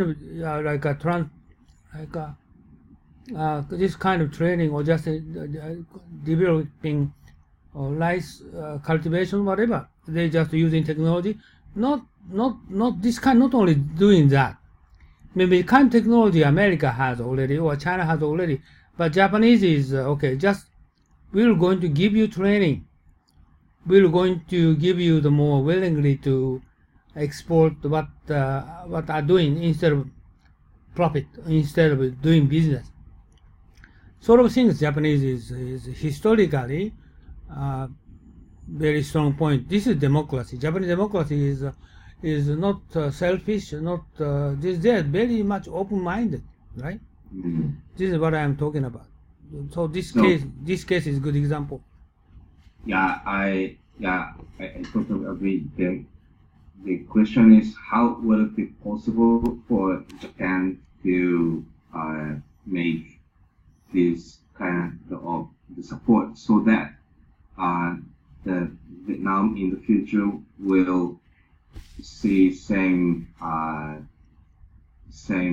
trend of economic growth without reaching out to the one of the Japan. Well, the Japan is obviously the good showcase, one of the successful case economic wise for this country like Vietnam. But with the existing practice, existing manner of Japan providing, for example, the ODA and some technical support, is not so easy for Japan to make contribution to Vietnam to reach further. Oh, just okay. I answer for you. Just wait a couple of minutes. I'm going to it. Then I'm going to answer for you. Just wait a couple of minutes.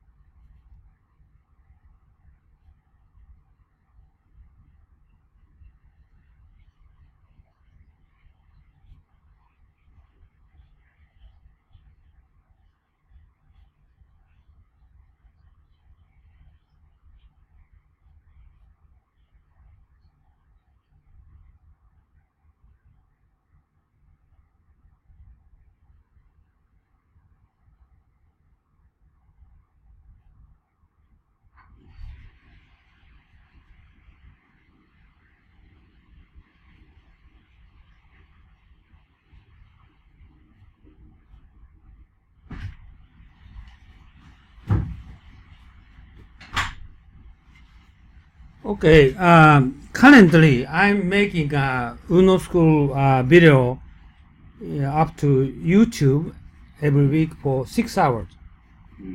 But just only putting title on date and name of school, and that's all. I don't explain any contents of the video.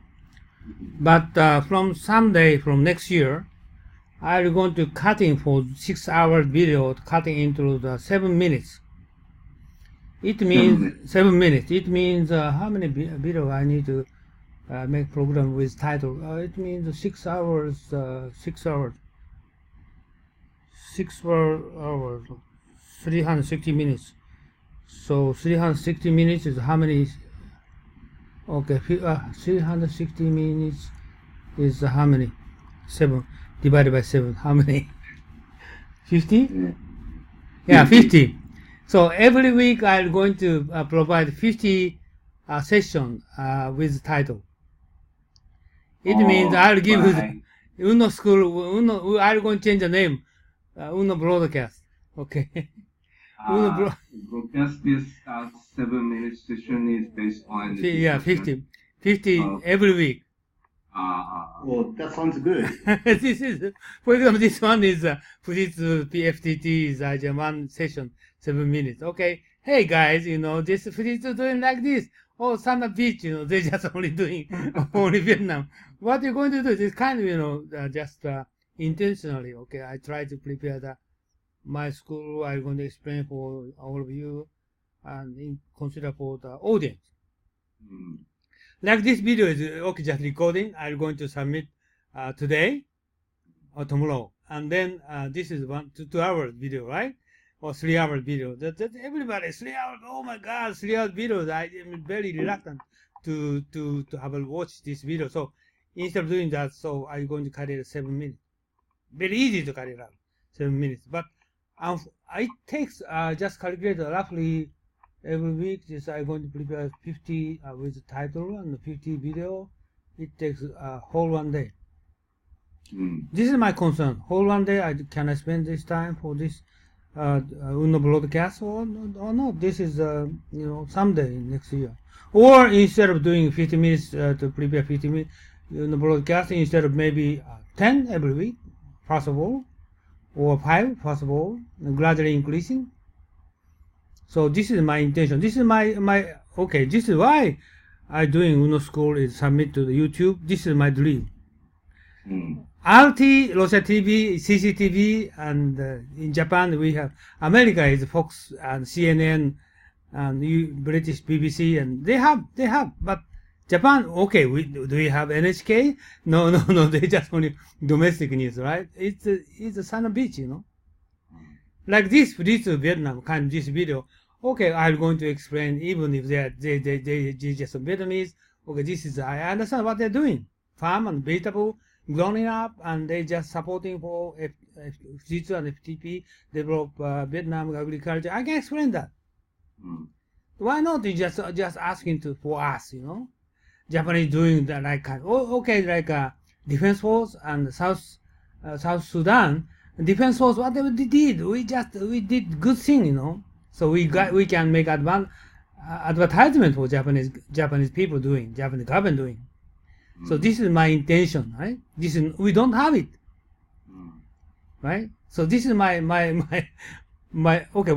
Currently I'm writing a book every month. This is for giving that education for the Japanese young people, and liberal arts, the division in university, and also this is if you're going to writing a book. Next 3 years, I'm going to graduate school. Textbook is completed, and 10 years of university, whole university can develop using my material, right?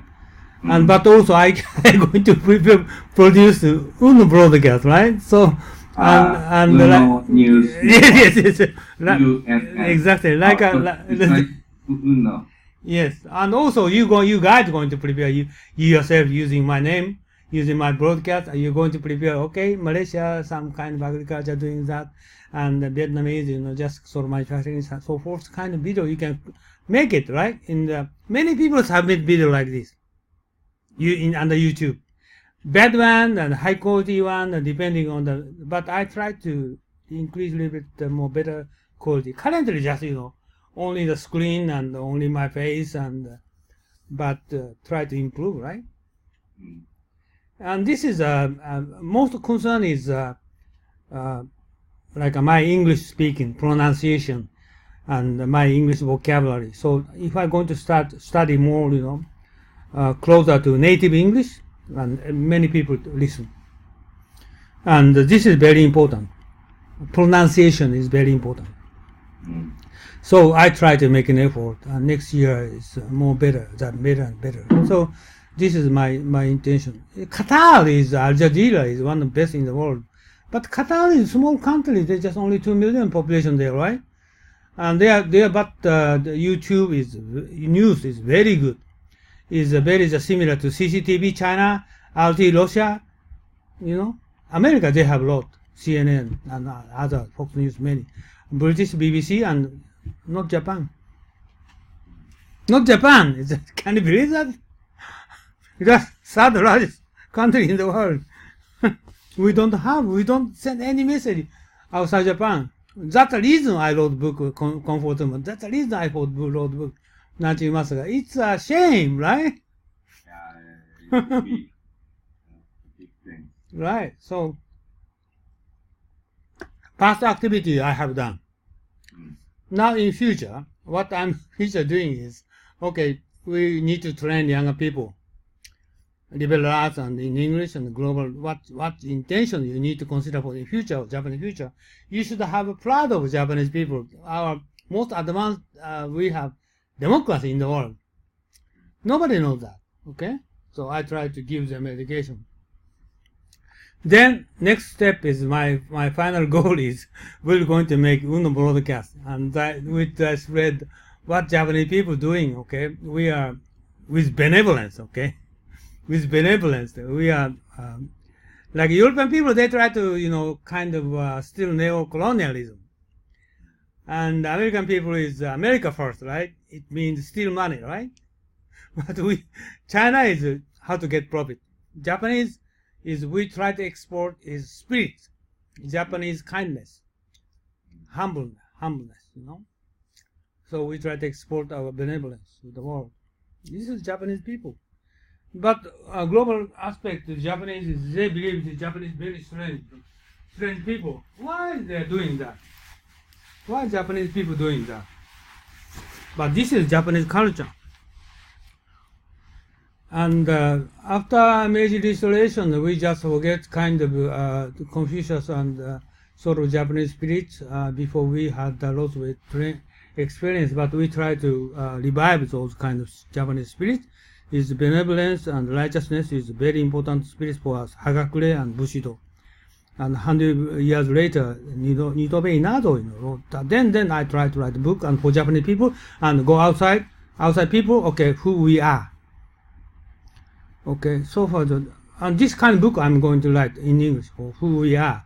But also we're going to advertisement, or we're going to let global people know Japanese people doing technology or whatever, so like the Fujitsu, FPT and kind of sort of things. We try to give them information defense force. Nobody knows. African people, okay, Abe regime, they try to, okay, we're going to give them 200 million US dollars and 1,000 US dollars and give them money. No. Not give them money. We're going to give them soft power. We try to give them our kindness, our benevolence with technology. This is my responsibility in my life, right? Okay, now is still we have time, so we are moving to the Indonesia. Okay. So Indonesia is Indonesia. Okay, Indonesia. Yeah, I haven't been there this week. Oh, you've been there. I've been there almost 100 times in there before. Many times, but just only Jakarta. Okay, but Unno-san. Yes. I have a question before Indonesia about Vietnam. Vietnam is one-party system, not a democracy. Mm-hmm. And Vietnam will be democratic country slowly or not? No. Never. Yeah, just okay. Many people misunderstand that democracy is the final goal of the country's regime. No. Like one pattern, like a Chinese system, or Vietnamese system is one of the is government style. It's still exists. No problem. The democracy is you need voting, right? Election and also the for the people, by the people, to the people, right? But this concept is the same as the Vietnamese. But Vietnam case is if you're going to get in the organized government is not voting. They try to join the government officers. They spend 20 years, 30 years going to ladder up to higher position, right? And also a parliament member is the same. But this is, I think, nothing wrong. Voting or just they're going to evaluate by within organization. This is not so much differences. Okay, for example, just consider for the Japanese Tokyo municipality election. Elected person is compared with Ho Chi Minh City's mayors and diet members. Which one is better? We can say this is which one better, right? That because the election is something problem, right? Is we can not say those is the best, right? This is I told you, democracy, Greece democracy, and Socrates told this is election is worse to select people, right? So Vietnam is chasing to that very kind of China style, but no problem for the organized country, people. To the people, for the people, by the people. What's different? So that's the reason I recognize. I wrote democracy all over the world, and not every country is chasing for democracy. Don't need to. No, that means democracy is one of the style.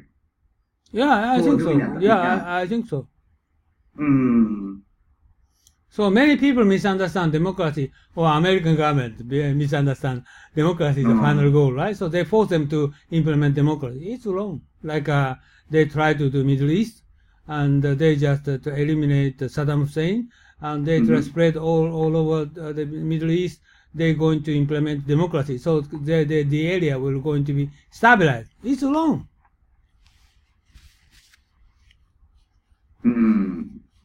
Like, do you remember the Arab Spring? They tried to encourage democracy in Arab, North Africa, Libya, and Caribbean. No, Gaddafi is okay, no problem. But finally, they killed him. Then get into turmoil, right? that country get into turmoil. Iraq is the same, right? And kill Saddam Hussein. That Iraqi people said, okay, the American government killed Saddam Hussein. Now another 1,000 Saddam Hussein get into coming on the surface in Iraq. Well, it's ridiculous.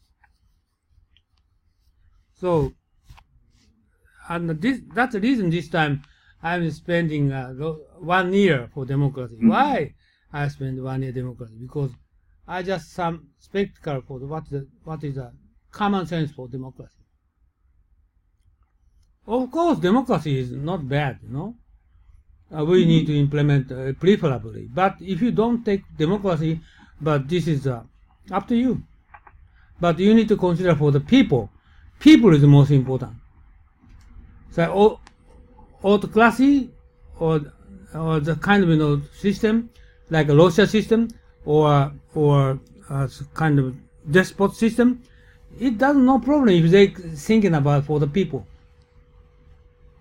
Singapore, okay, they're thinking for people, to the people, but the people, if they're concerned for the people is the most important issue, this country, no problem. Right? Okay, I got it. Thank you, Unno-san. Okay, so Indonesia is until 1999, this country was military or junta. The democracy history is very shallow.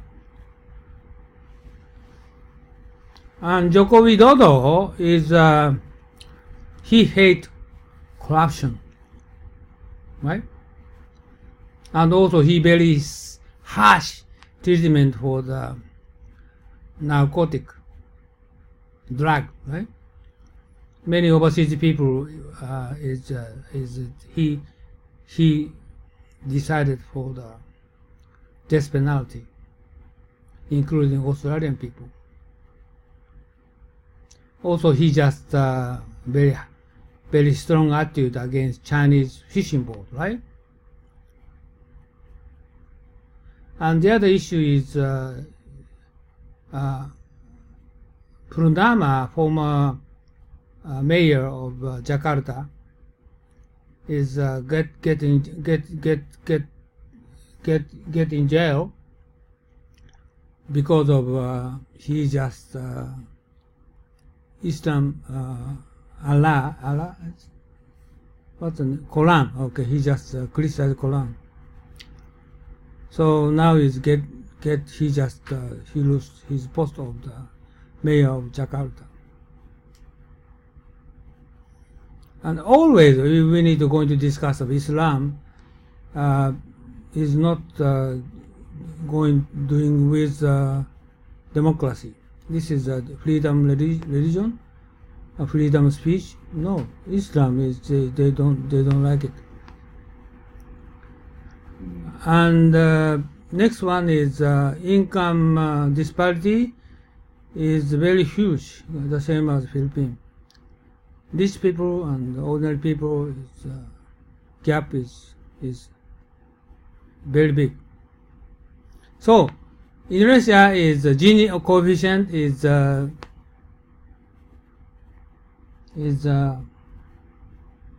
Gini coefficient, it's bad anyway. But Philippines is GDP per capita is better than Vietnam, but Vietnamese people is more wealth, ordinary people wealth than Indonesia, because Indonesia rich people occupy their profit.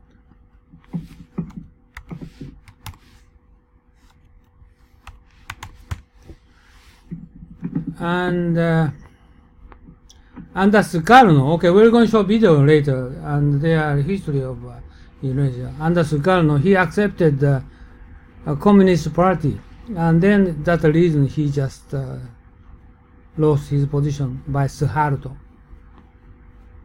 And then since then, Suharto, and after that, they have for Chinese people depletion. Just a moment, I will just confirm depletion.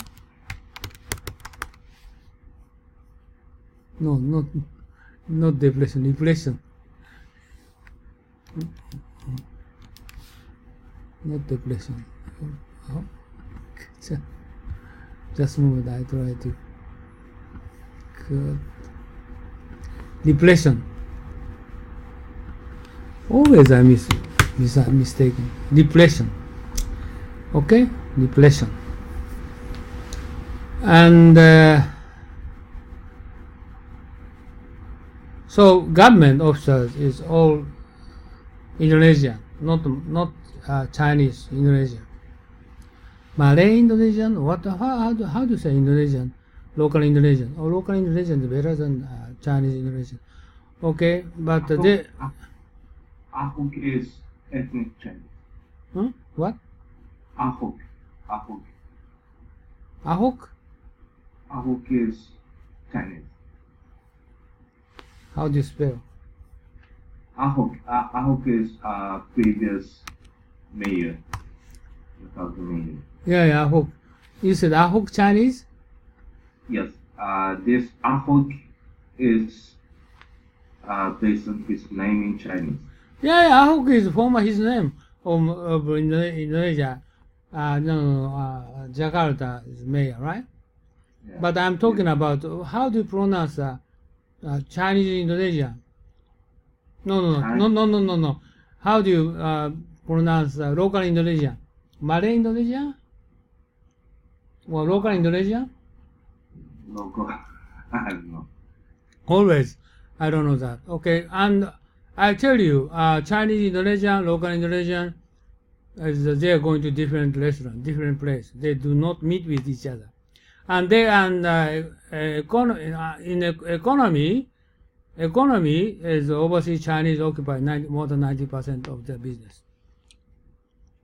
And maybe you don't know that Indonesia they have 17,000 islands, and their most concern is how to build in transport for those islands, and how to democratize for those people.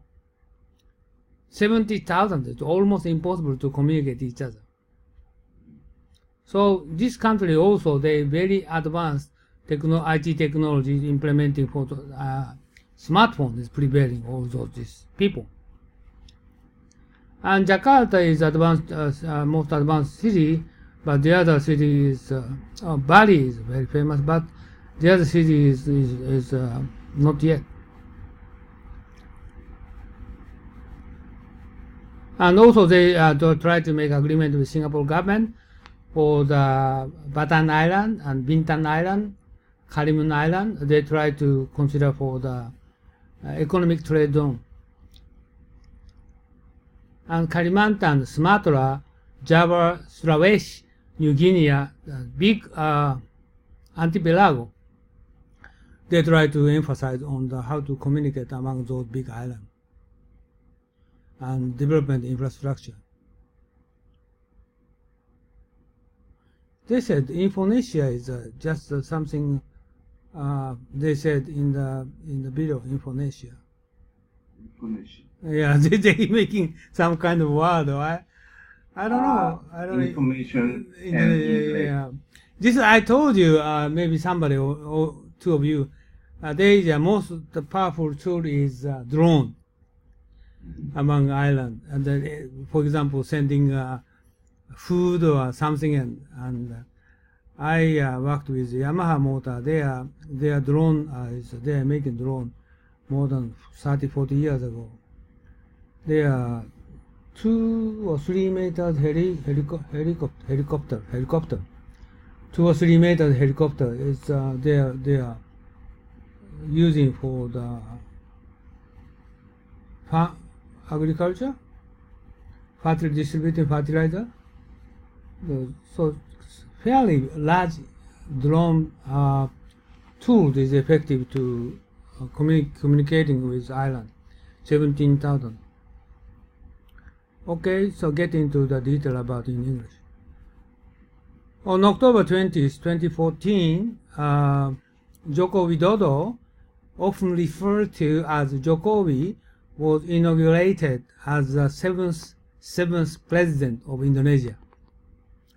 He is the 5th democratic president and only the second second one directly elected by Indonesia.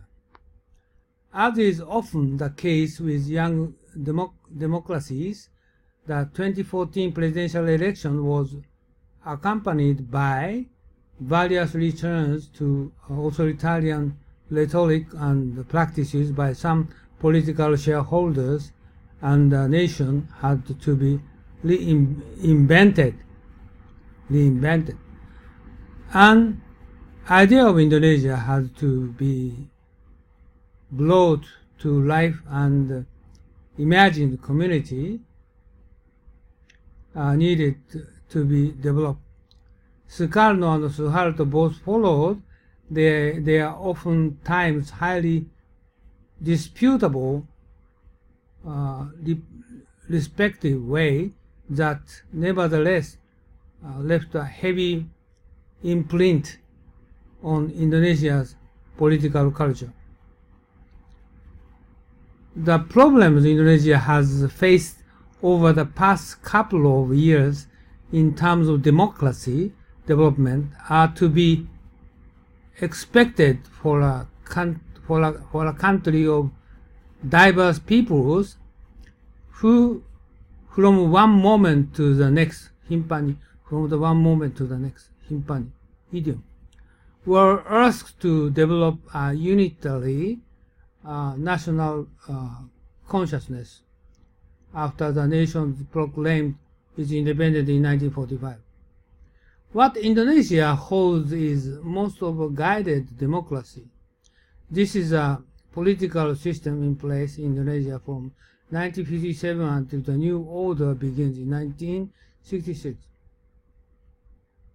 It was a brainchild of President Sukarno and was an attempt to bring about political stability. While Joko Widodo's government infused by corruption and nepotism, they tried to eliminate corruption, nepotism. Considering the nation's most eventful history, his victory as a political newcomer with the democratic idea of Indonesia's future gives the country its next chance for attempt at democracy. Sukarno believed that Western-style democracy was inappropriate for Indonesia's situation. Instead, he sought a system based on the traditional village system of discussion and consensus, which occurred under the guidance of village elders. Sukarno proposed a threefold blend of nationalism. This was intended to appease the three main factions in Indonesia policies: the army, Islamic groups, and the communists. With the support of the military, he proclaimed in February 1957 guided democracy and proposed a cabinet representing all political parties of importance. Since then, there was no Western-style parliamentary democracy in Indonesia until the 1999 elections of the Reformasi era. Reformasi, Kaikaku. After the resignation of authoritarian President Suharto, there was a more open and liberal political social environment, ending the 3 decades of the New Order period. Issues over this period have included a push for a stronger democracy and civilian rule, element of the military trying to retain their influence, a growing Islamism in politics and society, and demands for greater regional autonomy. The process Reformasi in Indonesia has resulted in a greater degree of freedom of speech in contrast to the pervasive censorship under the new order. But actually it's not freedom of speech because of Islam. The current president is Joko Widodo, the first who is not from a family of the establishment. This is the first time he came from the, not from establishment, right? Then I'd like to get into the first video, the complexity of the government in Indonesia.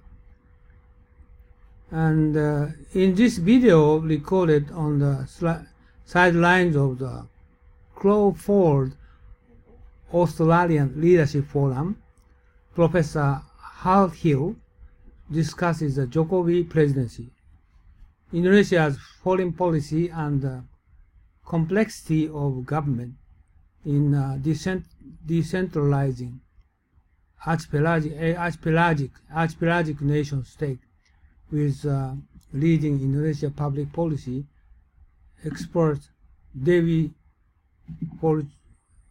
Fortuna Anwar.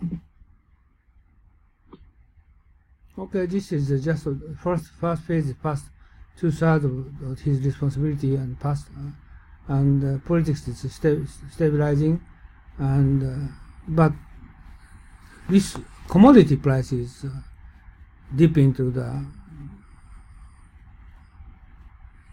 get worse, and the economy is not bad, not good yet. 2017 commodity price is recovering, but still not good yet. And politics localizing, and also he's emphasized on the marine management, and archipelago transportation, the building port, and the opening flight, and also try to utilize more better resource of this country and consider for security. And word patchy, dismantle, ministry, weather, linguistic, nasties. This is often used in nasties. Tagline, non-aligned, by and large, provisional, impede, often using this word, deter, yes, this one, contradict. Okay, just a moment, I just need to change this one.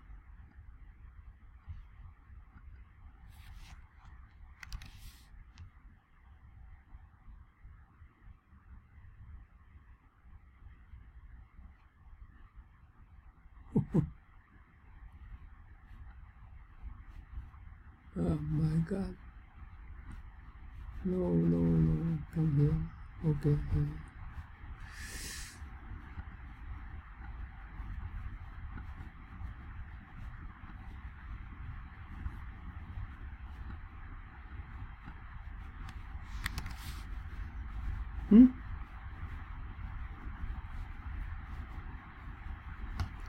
What's happened?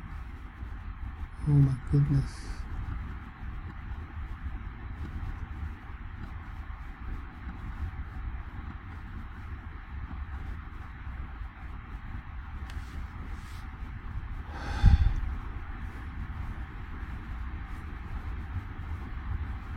Disappeared, huh?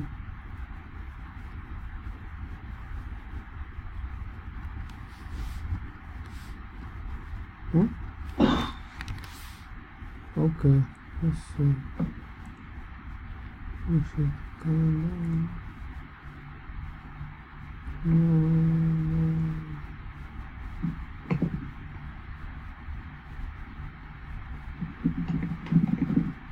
Okay. Good. Okay, good.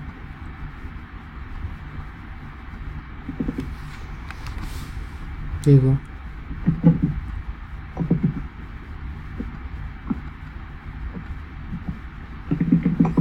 Okay, so let's have a look for Jokowi.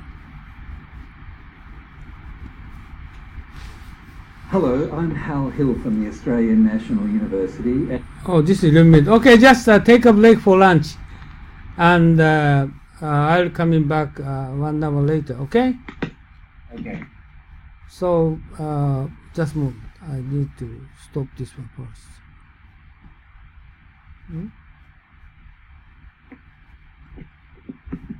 Okay. Good.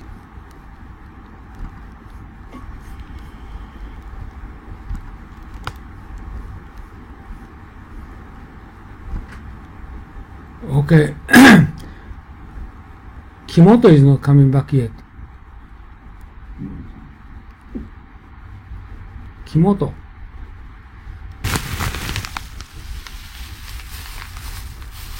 Takashi, when your wife is coming? Yes.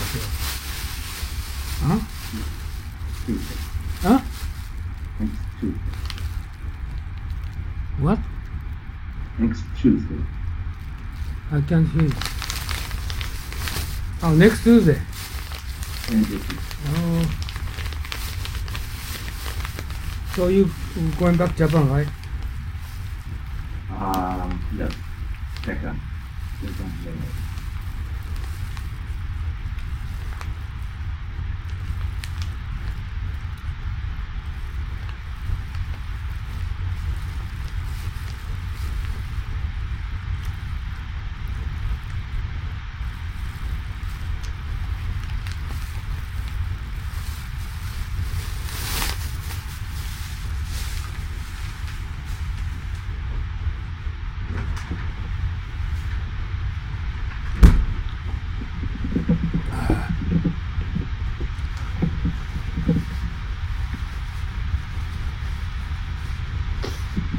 Okay, you're coming back here. Kimoto, we're going to start. You can see my screen, right? Yes, I can see. Okay. I'm going to start a 11 minutes video. This is about Australians' opinion for the Indonesian. Okay, this is they have. Okay, hello, how do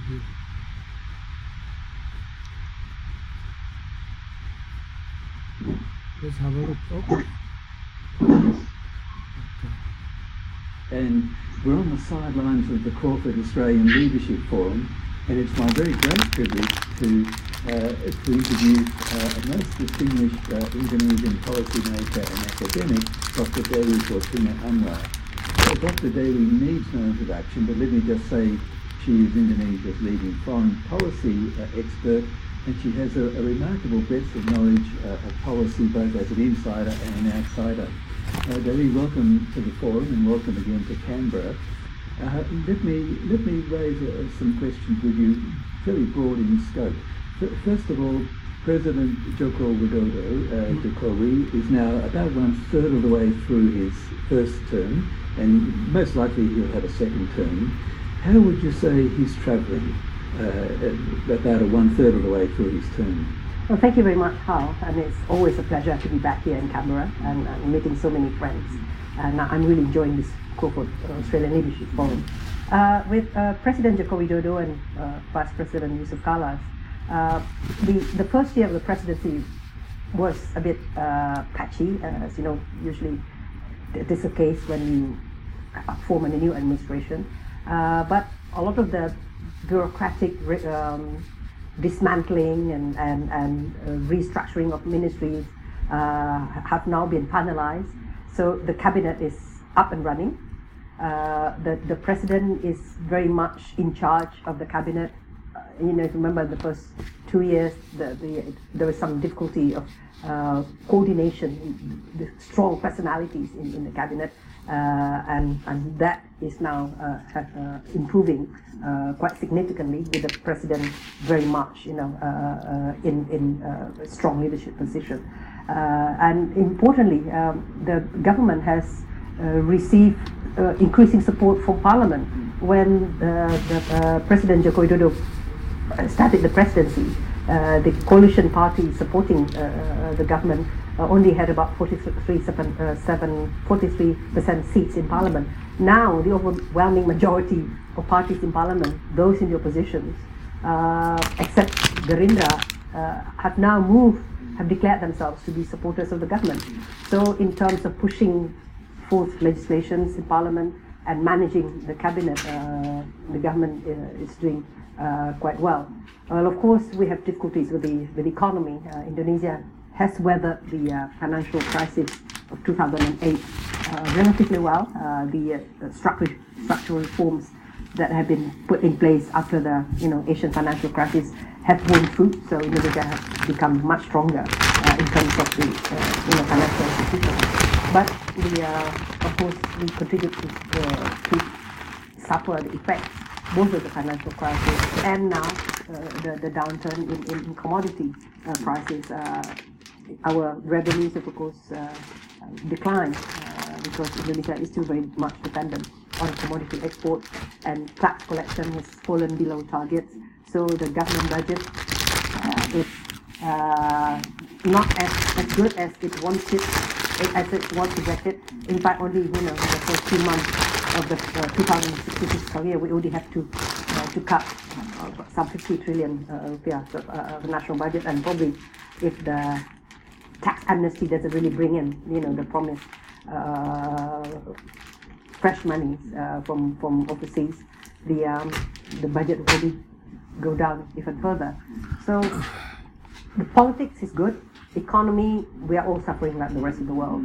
Yeah. And in some ways, a bit like Australia. Australia's also been through this massive commodity boom, and the political economy narrative in Australia hasn't yet really adjusted to the fact that we haven't got a commodity boom anymore. And I guess the same sort of challenge is okay. When this video is prepared last year's June, okay. Operating in Indonesia. Yeah, but on the other hand, it's like, necessity makes good policy, and precisely because we are in the middle of this, systemic challenges, global financial and commodity challenges. There is, and we are competing with the rest of the world. There is now a keener recognition and also commitment to carry out various fundamental reforms in terms of to improve Indonesia's economic competitiveness and ease of doing business. There's a very ambitious target, for example, of improving the ease of doing business from the 109 rank now to 40 by next year. We'll see what happens, but everyone is on this very tight agenda. The president and the vice presidents are supervising, very hands-on in this. Yes, good. And looking outward, where is Indonesia going? Whereas President Yudhoyono had a very strong interest in regional and global affairs, I guess it's fair to say that President Jokowi initially didn't really have the same sort of interest, but inevitably Indonesia is going to get pulled into a lot of regional and global issues, ASEAN, for example, and Indonesia and China, and Indonesia and the Middle East. So where would you say Indonesian foreign policy is going at the moment? There is a very strong emphasis on economic diplomacy under President Joko Widodo. I mean, as the President Jokowi came to power, there is a strong emphasis that Indonesia doesn't just want to carry out foreign policy for the sake of diplomatic niceties or international reputation, put it that way, or prestige. That foreign policy has to bear concrete benefits for improving people's welfare. So the tagline is not 1 million friends, 0 enemies, but rather people-oriented foreign policy with modest targets. So the stress is more on looking at key bilateral relations where Indonesia could get direct benefits for investment markets and so on and so forth. But as you pointed out, Indonesia is a big regional player. It is the world's largest Muslim majority country. It is a prominent leader in the non-aligned movement in the developing world. It is a member of the G20. It is expected to play a regional role within ASEAN. It is not something that Indonesia can actually ignore. And in fact, Indonesia has not ignored it. The system is already in place where both the economic focus in foreign policy as well as the more foreign policy proper, diplomatic, security orientations foreign policy can actually be undertaken by Indonesia simultaneously. So Indonesia has continued to be actively engaged both at the regional and multilateral level. Good. The other point which is always worth remembering in the case of Indonesia is it is the world's largest archipelagic nation state with, depending on the sea level, 13 or more thousand islands. And as we know, Indonesia implemented what's often called the so-called Big Bang decentralization in 2001, accompanying the democracy. And I guess that's still work in progress, that decentralisation, but by and large it's working. What would you say are the major challenges now in implementing regional autonomy vis-a-vis national government and local government? So regional autonomy is supposed to, both serve political security objectives as well as welfare objectives.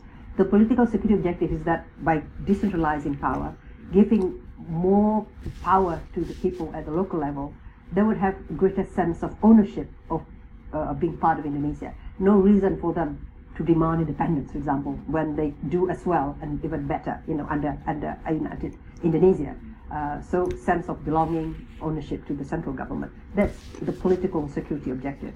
But at the same time, there's a real delivery objective to improve governance, to improve service delivery, to allow various regions to develop according to their means and unique characters. Now, the results of regional autonomy starting in 2001 has been rather patchy. Some have done well, some regions have developed really best practices and they've improved their welfare and governance, but others have not done so. Some have simply multiplied the numbers of bureaucracies and the splintering up of regional governments, with the end result that most of the government spending have been spent on paying the government bureaucrats rather than on improving service delivery. So this is something that we are very concerned about, and there is now a real desire, already starting under SBY, to improve the decentralization process. So the decentralization law has been revised a number of times, and the last one is in 2014. So the provincial government is now being given a greater supervisory role, and the central government is also now more engaged in ensuring that the bylaws passed by regional governments do not impede economic development, do not deter investors, and at the same time do not contradict higher laws, for example, on pluralism or religious tolerance and so on. And secondly, you mentioned about Indonesia being an archipelagic state. We have always talked about Indonesia's archipelagic principle, but in realities, in practice, the focus has always been on land development. Now, one of the priorities of the Jokowi administration is, of course, the maritime areas. There's the Indonesia. Jokowi talk about Indonesia as becoming a global maritime fulcrum. So the development and safeguarding of the maritime domain is a key priority, and that covers all areas. So it both improving connectivity, inter-island shippings and building ports and airlines connectivity, but particularly the maritime connectivity, managing maritime resources, and then improving maritime security and defense, and then maritime diplomacy. A lot of our maritime borders are not finalized yet, delineation of boundaries, for example. And fifthly, maritime culture. We talk about maritime identity, but most Indonesians are afraid of waters. So we have lost our seafaring tradition. So these are some of the priorities that the government is trying to do. Okay, this is all. She can speak English very well, right? And might be she is who she is? Minister. The speaker. They don't tell. Yeah. Indonesian public policy expert Dewi Fortuna Anwar. Maybe she is might be former minister or somebody. Okay, this is she explained what Joko Widodo doing, and this last year's video, but very well summarized. Okay, so this morning session will adjourn. Any question? And Ed come already here. Okay, I stayed stayed in Asia, not in Jakarta. One of our flight from Jakarta this week for 3 days.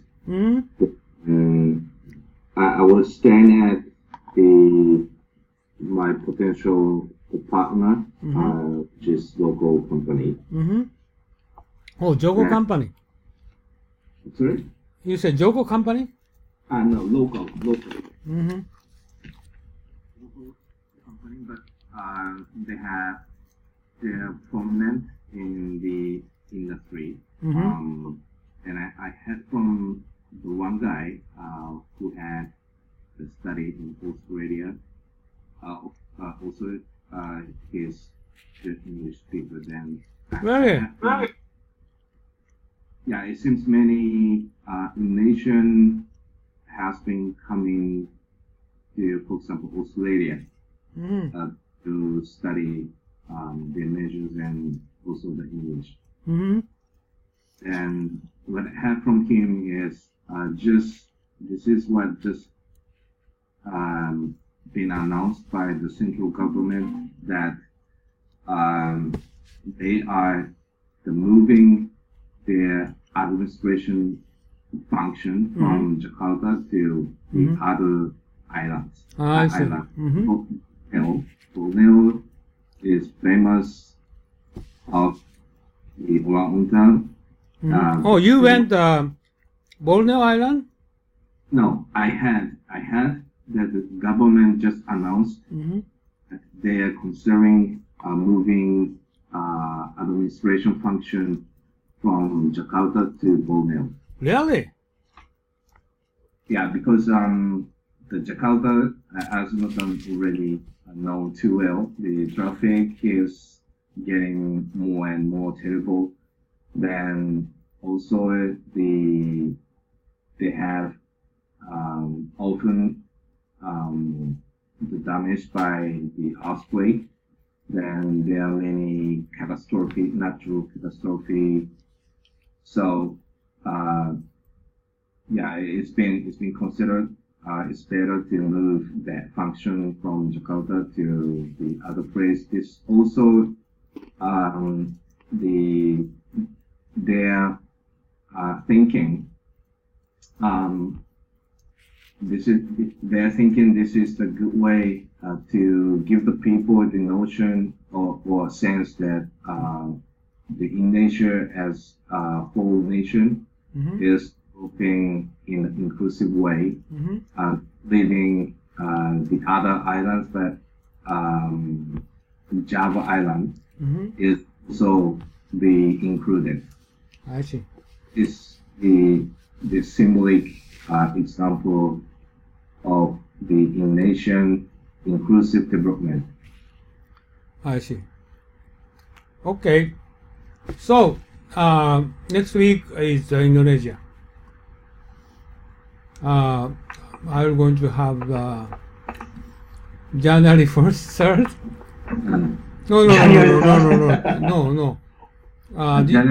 No. Next week is January 3rd is Wednesday issue. So next week is January 5th. January 6th. Okay, January.